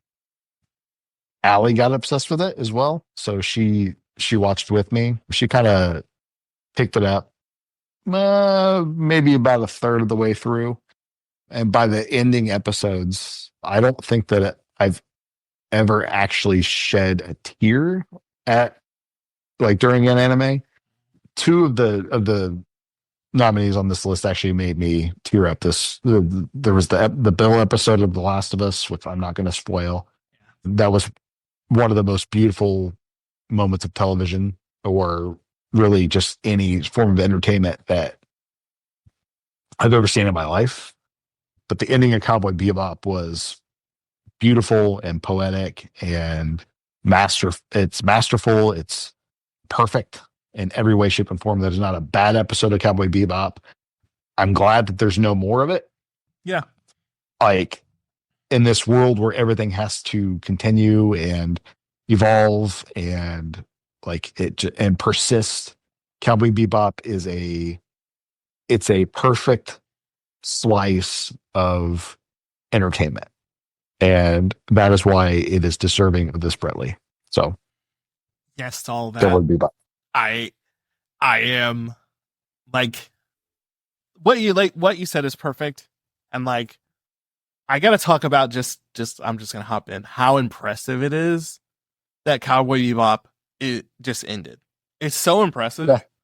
It's so impressive because Cowboy Bebop from Jump Street, like when that show first came out, everyone was like, "This is awesome." Like, Yeah. I can't imagine the pressure that they were under to continue Cowboy Bebop, and they didn't do it. Like, I can't imagine how much pressure there was to continue Cowboy Bebop because I have never met a person besides Andrea who has said that they don't like Cowboy Bebop. I've never met a But person who's seen it and said they don't like it. she doesn't like it. Andrea has this thing where, like, if I suggest the show to watch, there's like a 50-50 chance that she just won't like it. But if like someone else suggests it, she'll be like, yeah, let's watch it. But like if I suggest it, she's like, I don't know. But she didn't like Cowboy Bebop. She didn't get into it. And I'm like, I'm not going to push you because Cowboy Bebop's perfect. If you watched the first episode of Cowboy Bebop and you were not interested, then yeah, don't watch it because it's just more of that. Yeah, I will say like it goes places. It's funny and it's sad and it's tense and like that's a rock star move. That's a baller ass move to like just leave it be. I know there's a movie and I have not seen the movie. I'm still trying to track it down. It's not on Crunchyroll, I don't think. No. Yeah, but I don't need to see it. You know what I'm saying? Like it's fine. The show just by itself is perfect, and I can't stop thinking about it. I paid $5 for it on iTunes. Yeah. $5. It's amazing. Honestly the best thing that I can say, maybe not the best thing, but like I put at my old bank, I put our radio went out and I had this list of it's like a playlist of songs like 15 hours long, whatever it was. So like it wouldn't replay a lot of things, and I put Tank in there. Yes. And it would pop up in a lobby full of people, and people would kind of like tap their foot to it. They're like, yeah, this is Hey, there is no resisting that song. If you hear Tank, no. If you hear Tank out in the wild somewhere and it doesn't move you, you might need to see a psychiatrist. Yeah. Yeah. So the prestigious Brettley Award goes to Cowboy Bebop. All right. Yeah. So before we leave, next you should try Full Metal Alchemist Brotherhood. Anyways, it's on the list. Oh my god. It's so I'm not gonna get into it. Yeah, that's a whole other topic, brother. So good. Anyways, so my next award, I couldn't make a 100% decision on this, so it's gonna go to 2 games. So I have been affected. Like I'm an artist. I'm a bad artist. I'm a lazy artist, and I don't draw enough or work in art enough. But because of that, I have such an appreciation for environmental storytelling, like just being able to enter a world and really get like fully immersed into it. 2 games have hit me so hard with their environmental storytelling that I couldn't decide which one. So the first game I'm going to talk about is one we've already talked about, which is Visions of Mana. Visions of Mana is gorgeous. Like the backgrounds, I have to go into technical terms, like art terms to explain how good it is. But like the way that they handle the textures and environments, everything in the environments is so reflective and so like represented with the characters. Like when you're in the snow environment, like everyone's physical colors look brighter because the white reflecting off the snow makes their colors brighter. It's something that you might not notice in every game, but Visions of Mana is so colorful. All the colors are so powerful that like you can literally see all of the changes that happen about from the environment. The colors are getting lighter and darker. Like some of the like forest environments like pull the green out of the blue in like people's clothes. It's just I don't know who did the artwork and did like the level design to like make sure all these things match, but Visions of Mana is gorgeous. Like I genuinely think if we like as we move forward and more people, games become more of a profession that like people teach. I feel like Visions of Mana, you could literally teach a class on like environmental storytelling and level design and like anime, like just character rendering. Like you could teach a class from that game. It's that good. And Yeah. not the other side, but like I don't know. I don't know. This is a different coin in the same dollar. I don't know how. I didn't want to say corn purse. It just sounded gross. But like, but then you have Final Fantasy VII Rebirth, which is God. That game is absolutely stunning. Like, while Visions of Mana is this completely new thing that they created that just I don't know bleeds color all over the place. Final Fantasy VII Rebirth is this remake of the Final Fantasy game where I feel like the original Final Fantasy game is very like precise and like it, Deliberate. yeah, like it's very deliberate. It's like no matter what they're trying to like display to you, whatever what's going on in the story, Final Fantasy VII kind of has a dark tone to it. Mm-hmm. But like as oh, you're walking through calm and it's just this like gorgeous, like, chill place, but it's like chill, but kind of dark. It's like these people are happy, but the world they live in is not. Like, I think there's a central theme within all of Final Fantasy VII that kind of is trying to show you that Shinra's use of Mako is draining the life from the world. And in every place you go to, that's represented in different ways. Like some of them are very, very obvious and some of them are very subtle. But I think in general, it's like there should be more energy in this world and there just isn't. Final Fantasy VII Rebirth still has all of that. But instead of having these muted colors and this like kind of formulaic, it's everything is bright and beautiful and everything is chaotic and crazy, but like you still get this feeling that something is wrong. Every place you go into in Final Fantasy Rebirth, no matter how like it is a jungle, then you start walking, you take 20 steps, you're looking at this lush environment, and then you see like industrial waste, and then you see some hidden factory that Shinra built years ago with deep within this lush environment that completely destroys the natural beauty because it's just this dark, dank hole in the ground. Like, oh my God. So between these two games, with Visions of Mana having this bright and beautiful saturated color, and then Final Fantasy VII Rebirth having the same beauty, but like with a little darkness that's just built in that you can never escape. Like, I couldn't decide which one of these had the best like environments and environmental storytelling. So they both win. Dude, I can't wait for you to finish Visions of Mana. I'm still taking my time with it, but there's so much in what you were saying that just gets me all giddy. And I can't wait for you to play more of it so we can talk about it. I'm so excited. And like, just guys, human beings, people out there, I would say Visions of Mana is very, very like tailored to my heart. I was going to play that game. I was going to play that game if it came out and like, I don't know. If it came out and like froze every 2 steps, I was going to sit there and play it. It was going to happen. So like, that's not a recommendation I can say like just in general to everyone because I'm so biased.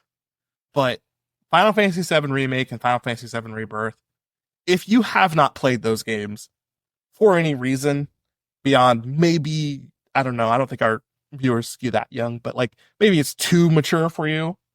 If you haven't played those for any reasons besides that, just just play it. Just like I genuinely think it is, with its precise storytelling, with its expansive world, with its very, very like heavy themes. I do think it's like it's one of the best games that has been created so far. Right. I agree. Like I'm not saying like it should win Game of the Year every year, but like I just like I don't know how else to describe it. Play those games. They are worth your time. Agreed. Okay. I agree. Yeah, I can't wait, dude. You saying like the thing about the broken mana game or whatever, it made me think of the Secret of Mana remake. Like Visions of Mana, it runs great. Like there's nothing wrong with it. Did you remember how often Secret of Mana the remake crashed? Oh yeah. I still platinumed it, like even before. I think they fixed it. Yeah, they fixed it at this point, but when it first dropped, yeah, it was a memory leak. Do you remember that? Mm-hmm. So like the more you played it, like the more likely it was to bust or whatever. So that's the catch. We played it a lot. But anyway, all right. So my next one is kind of jumping off the TV one. It's the best movie I saw this year. So my nominees are Godzilla -1, Very good. Alien Romulus, Very good. Late Night with the Devil, Beetlejuice, and Venom: The Last Dance, which I think is a great movie. Also, I think it was a great movie. So my Brettley goes to Late Night with the Devil. Ooh, I don't even know if I know what that is. I cannot recommend that movie enough. You know, I'm a horror guy, right? Mm-hmm. I liked so every movie on that list. It's been a year for Brett movies. The fact that Ghostbusters didn't even make the list is just beyond crazy. Late Night with the Devil is very punk rock. It's the premise is the main character is the host of a late night television show, and his ratings are falling. So he's brought on a possessed person onto his show in order to perform like an exorcism. And if I say anything more than that, it's going to spoil it. All right. I mean, you know me. I take recommendations very seriously. I just looked it up and it's on Hulu and I will be checking it out. Yeah. I would watch that. Don't look anything up about it. It stars, and I can never pronounce his name properly, but David Dastmalchian. Mm-hmm. He's the main character. He is Polka Dot Man in the Suicide Squad. He is one of Ant-Man's little buddies. He's the one that goes Baba Yaga. Oh, okay, yeah. He's in The Dark Knight. Like he's in all these movies, and he's finally got this like leading role in this movie, and he's fantastic with it. It goes places. It's the best movie I saw this year. I loved all the other ones as well. I think a very close second would have probably been either Godzilla -1 or Alien. Godzilla -1 is one that you need to put on your radar as well if you haven't seen it yet. It's perfect.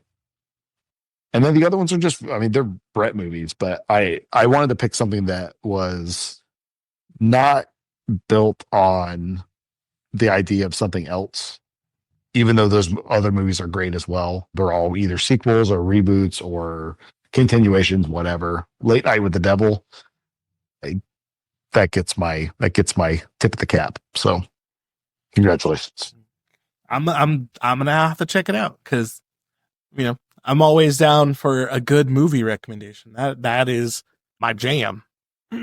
That movie will freak you out too. It's genuinely scary, but it's scary in a way. It's not gross out scary. Yeah, I'm not gonna say anything more than that. But like, it's one of the few horror movies that will actually freak you out. I am absolutely down. All right. So, in the same vein, I am going to do.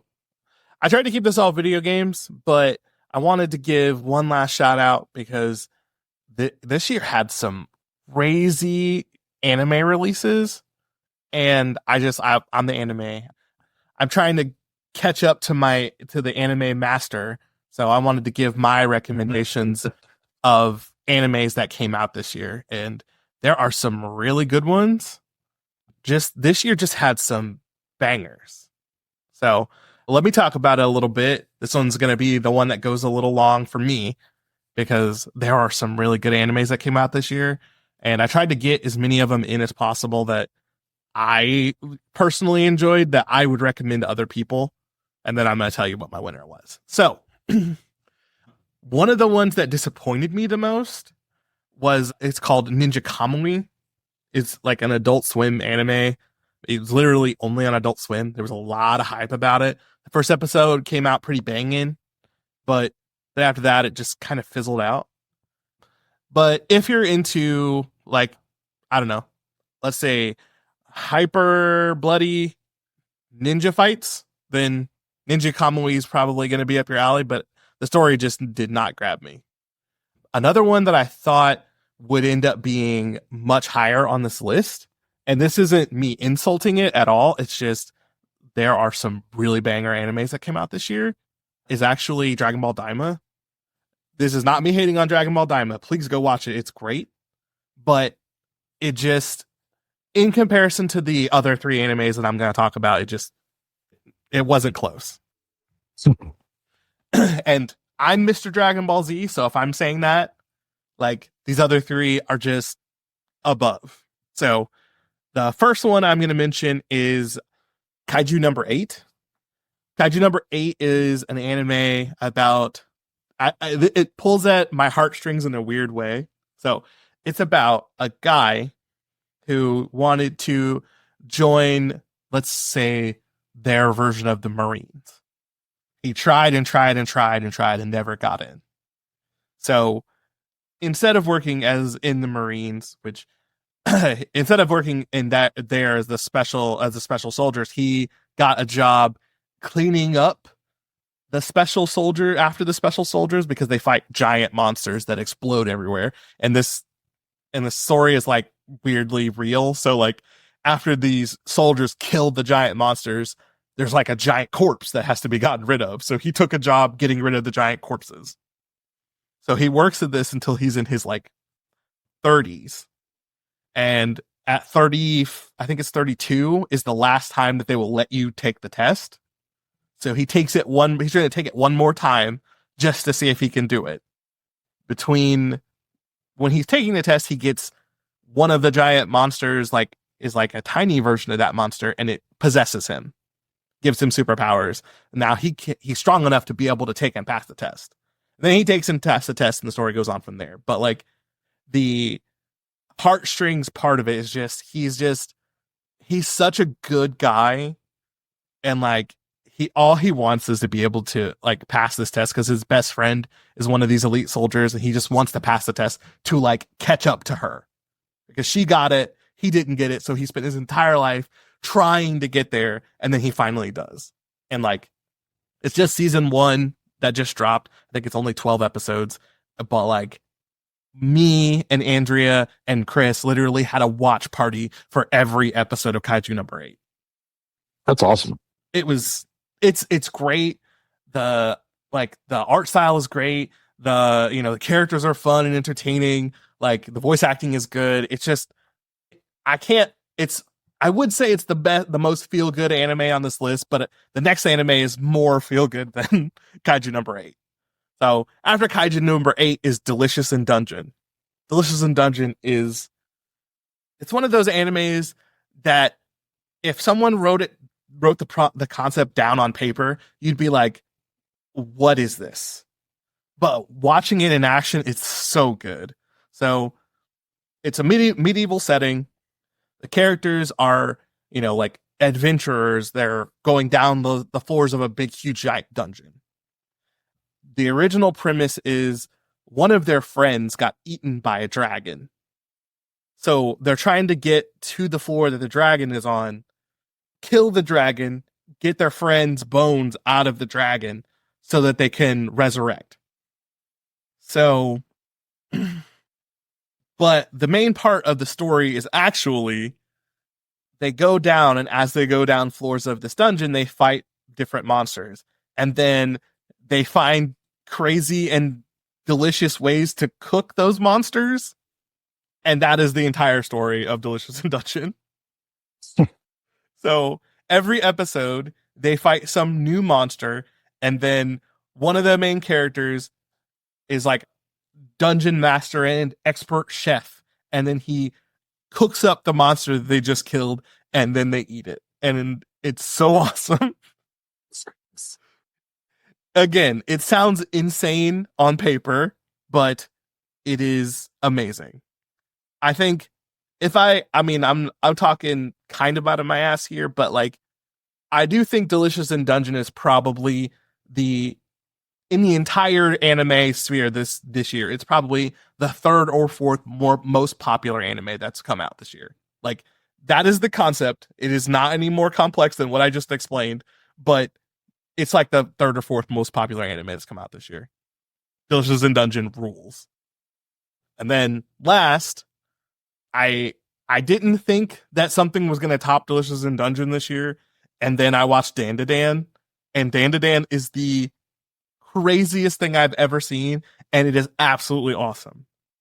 Like I can't even explain to you, like I don't even know how you explain Dandadan without just making someone watch it. Like the main character, two main characters are two high school kids who meet each other, and they're kind of both in love with each other, but they don't realize it.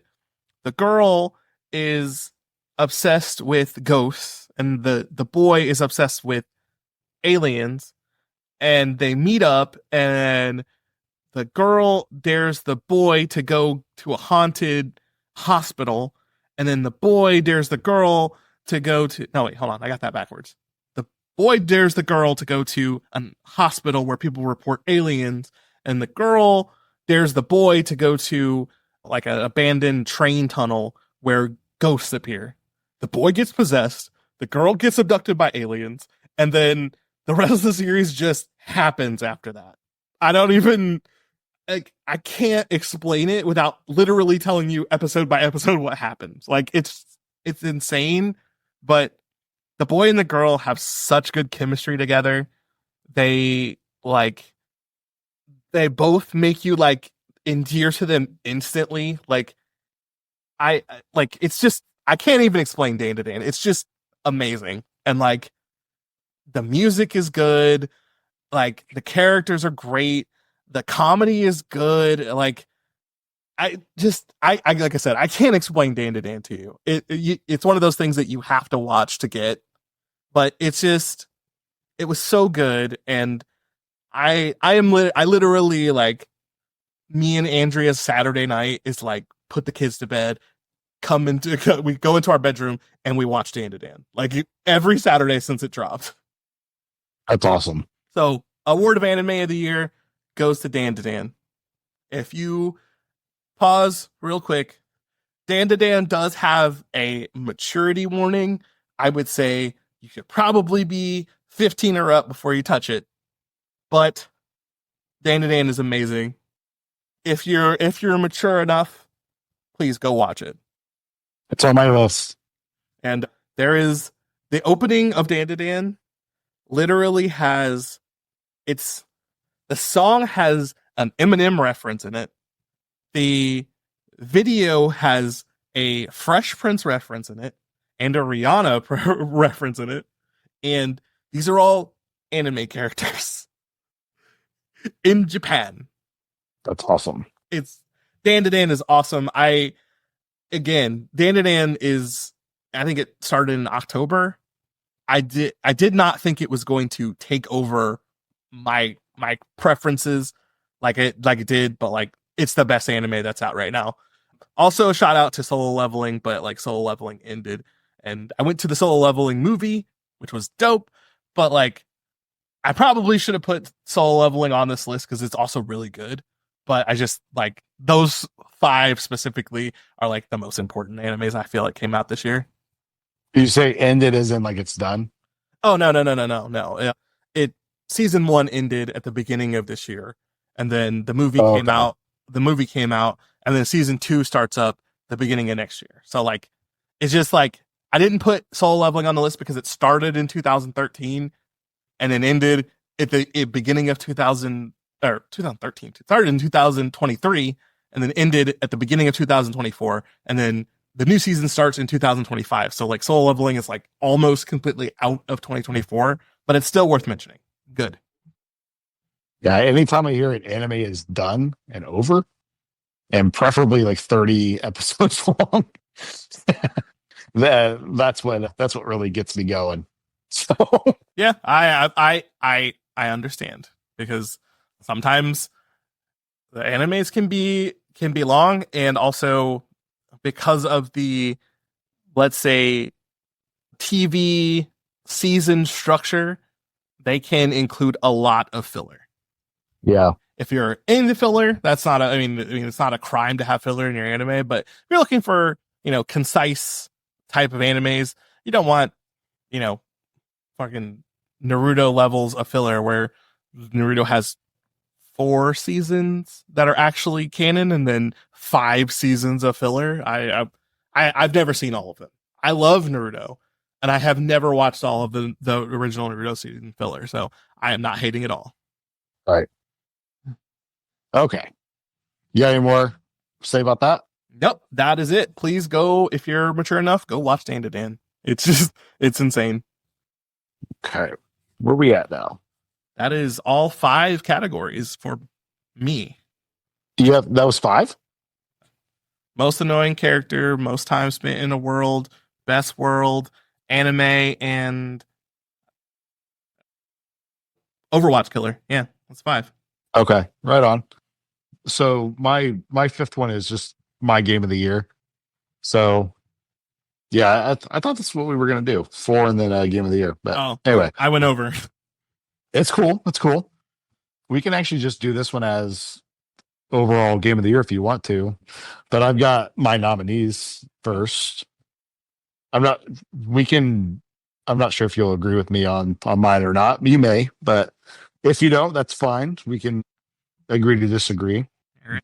For the nominees for my game of the year, I actually picked 6 nominees: Visions of Mana, Castlevania Dominus Collection, TMNT Splintered Fate, Astrobot, Silent Hill 2, and Final Fantasy VII Rebirth.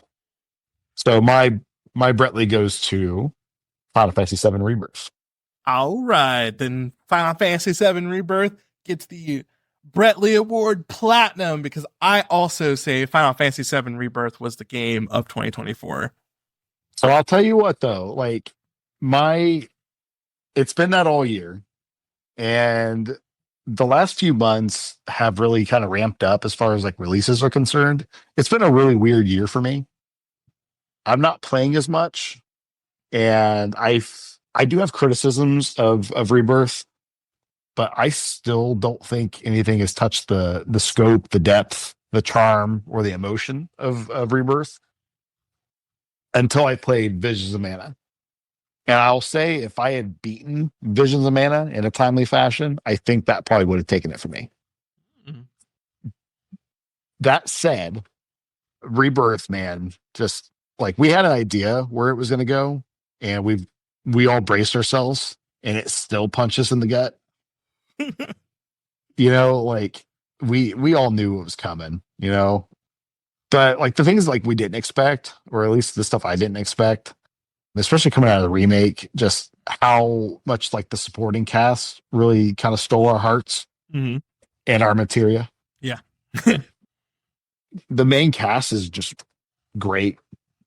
The scope of remake just kind of all being in Midgar for the most part, like where it focuses on those main 4 characters, And then just I was really worried about like how fleshed out those characters were and how they were going to add like Yuffie and Vincent and Kate Sith, or I guess is it Kate She? I'm always gonna say Kate Sith. I don't care. It's Kate Sith. It's Kate Sith. God damn it. Yeah. We're in America. Anyway, I'm joking, but anyway, but adding these characters in and kind of like how they fit into it, and just they were all just fantastic. Yuffie was great. Kate Sith was great. I loved like the little bits of Vincent that we got. I love the little bits of Sid that we got. Yeah. The expansion, just development of Tifa. Man, like I can't like I think she's the best character in this series so far. Remake and rebirth. Tifa's just she's just fantastic. And like she had her fans in the original one, and it was always set up to kind of be Aerith, Mm-hmm. like, but the translations were not great on the original Final Fantasy VII, but especially after playing Crisis Core very recently, that reunion remake was really good too. Aerith, I mean, she's got eyes for Cloud, I guess, but like she loves Zack, Yeah. she loves Zack. And, Tifa and Cloud are just, unless Barrett and Cloud are smooching, like, which, that's, I mean, I did the date for Barrett in the original one. I thought it was great, but, I don't know, man. Tifa's just, she's the main gal, she's the best character in this game. I think. I think it's a little bit bloated. So I mean, I do have criticisms of that. Like, there's a lot of video game bloat, but it's also the middle of the story, and like you need things to kind of prop it up. So it's going places, man. Oh man. Okay. My turn. Okay. So I when I played Final Fantasy Rebirth, it was game of the year for me. And for me to say that while I literally put 500 hours into another game, and I still say that Final Fantasy VII Rebirth is game of the year is kind of crazy. But what I will say about it is what it feels like to me, and in the best way that it could possibly feel like, it feels like the people who made Final Fantasy VII had a giant notebook full of ideas. And then when they made Final Fantasy VII, due to hardware limitations, due to game limitations, due to all kinds of things, they were like, look, guys, you got to slim this down. We can't have all this. Like, this is PlayStation 1. You got to slim this down. And they did that. And then there's, all of the offshoots of Final Fantasy VII since then have been more little pages out of this notebook that they've all been taking, and we could make this a mobile game. Oh, we could make Crisis Core. Oh, we could make Birth by Sleep, or sorry, I'm forgetting what that movie's called. Advent Children. Advent Children. My brain was saying Birth by Sleep, and I'm like, that's Kingdom Hearts.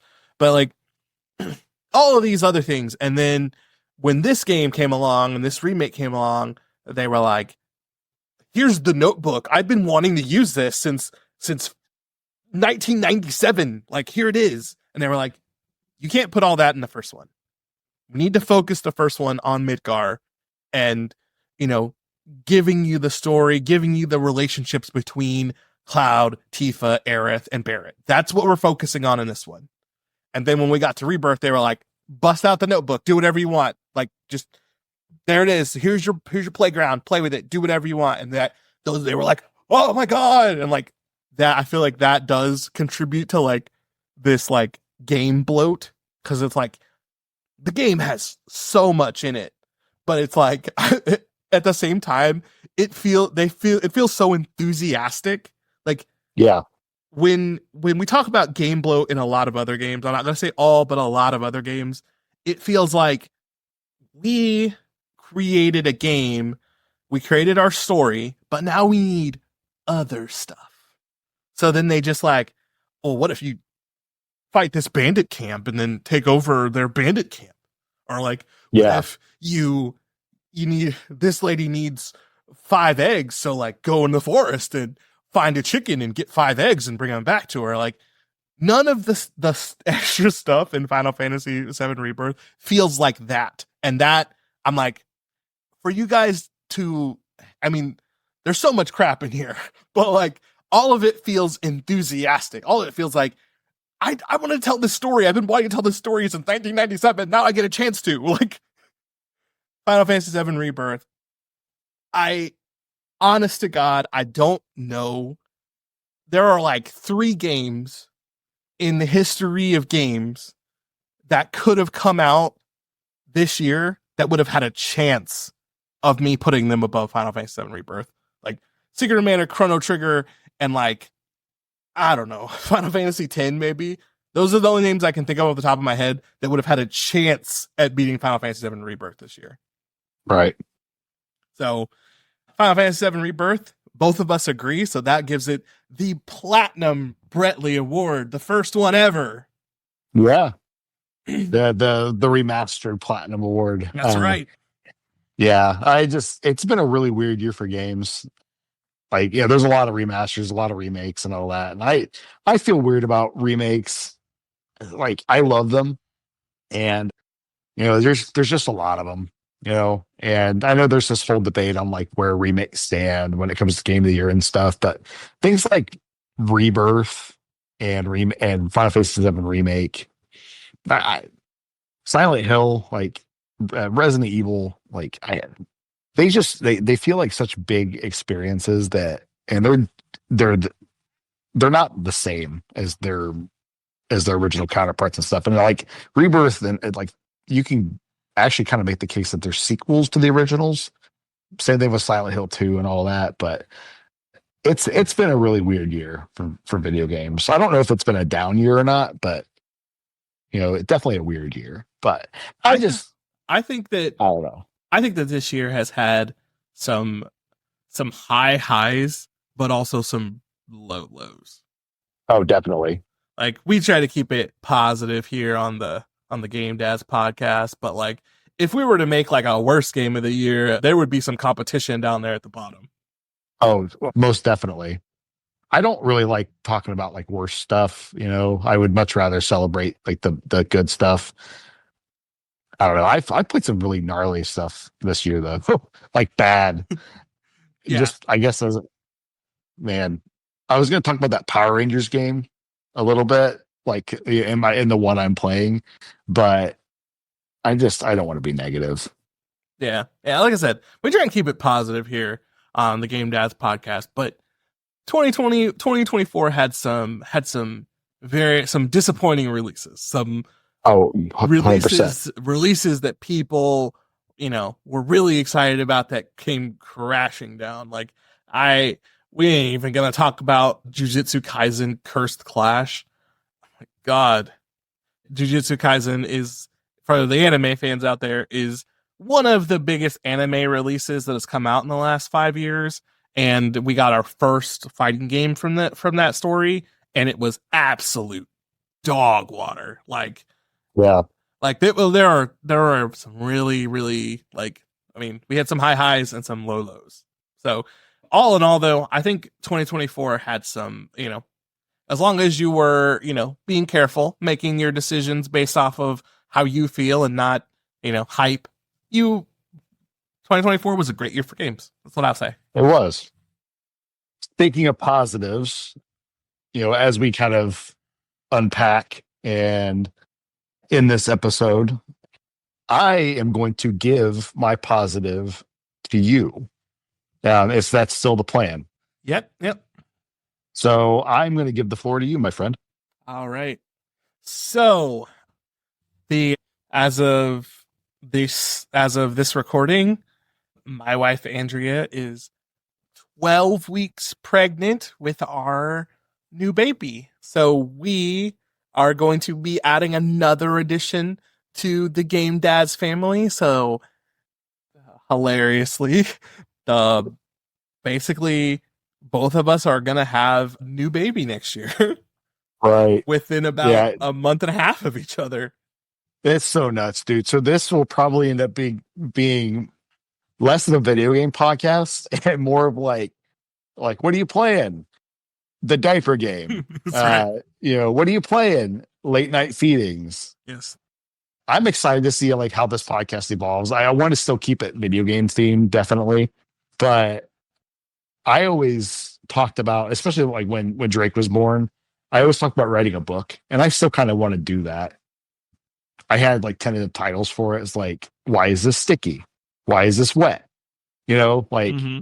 the journey of fatherhood of somebody that wasn't experienced with it at the time. But you and I are definitely older. I think like even more than like a blog or a journal or something like that. I know you like journaling, but doing this in podcast format and be able to like convene every couple of weeks if we can, and that's gonna be the big asterisk, if we can. Yeah. But like having two little ones at the same time, like just fantastic. So It's gonna be crazy. I'm so excited. It's just been a really like 2024 has been just like a really wild ride, and just yeah, as as it's about to close out, thinking about what 2025 is going to be like, it's just I'm excited. I'm fired up. yeah, me too. I really love where everything in my life is headed right now. So I'm just like I'm ready to continue moving forward. Yeah, me too, man. It was funny. We were actually at my nana's 80th birthday party yesterday. We did a surprise party for her, and we kind of made it a sort of a decision not to tell anybody like what our names were or like what the names we had picked out for the little one are. We find out on the 26th what it is. Do you want to know what we had picked out? We did end up telling people. Oh, okay. I was like, you don't have to like tell me if you No, haven't no, told no. people yet. Yeah.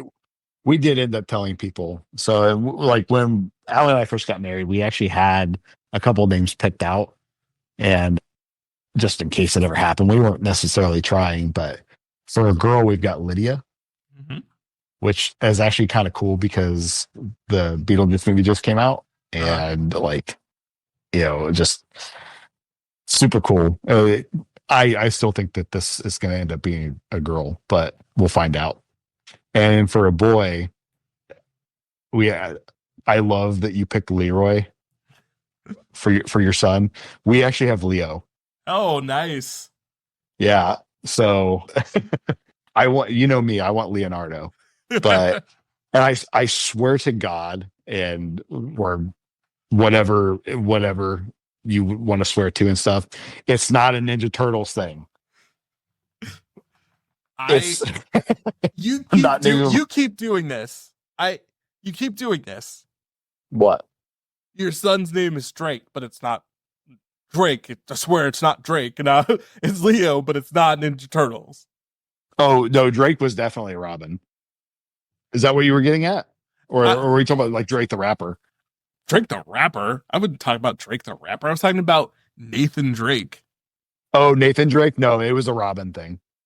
Because Tim Drake. But yeah, the Nathan Drake thing. When Drake was born, it was about 6 months or so after Uncharted 3 had come out. And like I'm obsessed with Uncharted. That's one of my all-time favorite series. Aaron knows this. It's not relevant anymore, so it doesn't come up as much, but Aaron knows I love Uncharted. And I was joking with my ex-wife, and I was like, what if we name him Nathan Drake? And she looked at me and she's like, no fucking way. Not a chance. I have to interject real quick with one of the most amazing things I've ever seen in my life. What's that? So when I was making my list right before we started, so I still have some of the windows open. There's a section that's called notable deaths that happened this year. Uh-oh. And James Earl Jones is on the list. Do you want to know what he is listed as a voice actor? Do you want to know what they listed him for in his voice acting career? Do you want to know what they listed him for? I'm sure he's got a lot of credits. He has 3. Okay. Let me guess. Is this specifically for video games? It is a video game page. Okay. None of it was Star Wars. I know that. None of it's Star Wars. Oh, I know he's got a recent video game credit. I think that recent one is the first one. Gosh. I don't think I can guess. Okay. It is Under the Killing Moon, I would never have guessed that. Command and Conquer Tiberian Sun, Okay. and Simba's Mighty Adventure. James Earl Jones, the known voice actor who has been known for voicing Darth Vader for 40 years, is listed for 3 games, and one of them is Simba's Mighty Adventure. That's great.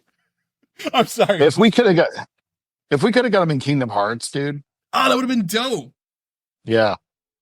But I'm gonna post this in the chat real quick, just to kind of, because I know you said you've got Windows open. yeah, Let me see here. I think I just did this backwards. I printed a physical copy of the Game Dads podcast today. I just put it in the chat. So just to kind of my votes were ironclad. I'm impressed. Yeah. Ironclad. With bold to say which ones you pick, like you weren't messing Yeah. around. Nope. I didn't want there to be any flip flopping or nothing like that. So I printed it off. You got the physical copy here. So, yep. And then I look forward to 2025's 63rd annual Brettley Awards Yeah. remastered, War Mastered edition. the definitive edition. Can we just do this forever? Can we keep a list of every additional random title we add and just add one more every year for the rest of time? I'm totally down. Did you ever see what the cover of Arkham City looked like when they did the Game of the Year version? I did not. It was like, dude, okay, I gotta find this and put it in the chat. It was Batman getting punched in the face, right? That's the normal version of Arkham City. But let's see, Ark City game of the year. This is one of the most, oh shit. I've been cursing a lot. I apologize. It's Let's see all here. good. Save. This is going to make you throw up. I'm ready. Where'd it go? Discord. I do everything on my iPhone, guys. I'm so sorry. So I guess he's not getting punched in the face. What? It's bad, dude. And I think that the regular cover of Arkham, like Batman wiping blood off his face, it's one of the most minimalistic, wonderful, like the contrast of colors between like the lights and the darks, the whites and the blacks. Great. And then they're like 5 out of 5 with greatest games ever. 5 out of 5 must own. Game of the year. Bonus content. Harley Quinn's Revenge. 10 out of 10. Game of the Year edition. This is a great illustration of one of my favorite and least favorite concepts of all time. It's the concept of an artist meticulously creating something that creates the perfect atmosphere for the thing it's trying to display, and then some graphic designer just coming in and just crapping all over it with a bunch of nonsense that completely destroys the vibe. Oh man. Video games, man. Yeah. Video games. But well, on that note, what do you think? Call it? Yeah, I think that's it. I think that's a good Brettley's. We talked about some great games. We made some great points, and I mean, minimal Dickie Simpkins mentions. It was still sponsored by Dickie Simpkins. Yeah, but minimal. Right. I'm going to start singing more at the beginning of the podcast, I think. Just because I think it's fun. So what I want to achieve is my goal of this podcast, and I'm going to tell you guys, my goal is for neither one of us to do it, but someone in the audience is going to meet Dickie Simpkins, gonna know Dickie Simpkins, gonna know Dickie Simpkins' son, and then we're just gonna one day we're just gonna be on the podcast, and then like there's gonna be a comment at the bottom, and it's gonna be like Dickie Simpkins says hello, or so. I just want him to know that we talk about him all the time, just like Right. but like not by us telling him. I want someone else to be like, I'm gonna listen to this podcast, and they like these guys bring you up like every episode, and they Right. why? And you'll be like, I don't know. Like it's about video games. It's not even about sports, but they just talk about you all the time. They really want you to be an NBA jam. Oh yeah. That if we can somehow retroactively put him in NBA Jam, like that is one of the biggest snubs, not just in sports, but in life, sir. In life. You know how video games work in a circle. There'll be a new NBA jam soon, and then Oh yeah. then I'll be there day one. I want Dickie Simpkins in my in my NBA Jam. we're gonna what we're gonna do is we're gonna just constantly bring him up, and then when they finally do bring NBA Jam back around, for some reason, Dickie Simpkins is gonna get a call. He's gonna be like, "Hello," like the fan base for NBA Jam is really interested in having you be a bull again. Will you let us use your image for the Bulls? Like, be like, what the are you talking about? Like, Yeah. no one. You know what what he'll say though? I can guarantee you I know what he'll say. What he'll say? It's the Power Rangers quote. Once a bull, always a bull. That's right. he'll be like, yeah, but like, why? And they'll be like, I don't know. There's a very, very vocal fan base of NBA Jam fans that just really want you in the game. Like, Yeah. people said they wouldn't play it unless you were in it. Yeah, I refuse. I own the game. I refuse to play it. I will never play another round of NBA Jam until Dickie Simpkins is added to the game. Come and put him in my game. I'm dropping it right now. If they make another NBA Jam, I won't play it unless Dickie Simpkins is in it. Yeah.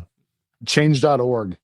I'm going to go ahead and I'm going to put that in just because I just have a feeling, sir. I'm feeling. If it gets enough signatures, they have to look at it. Yeah. Okay.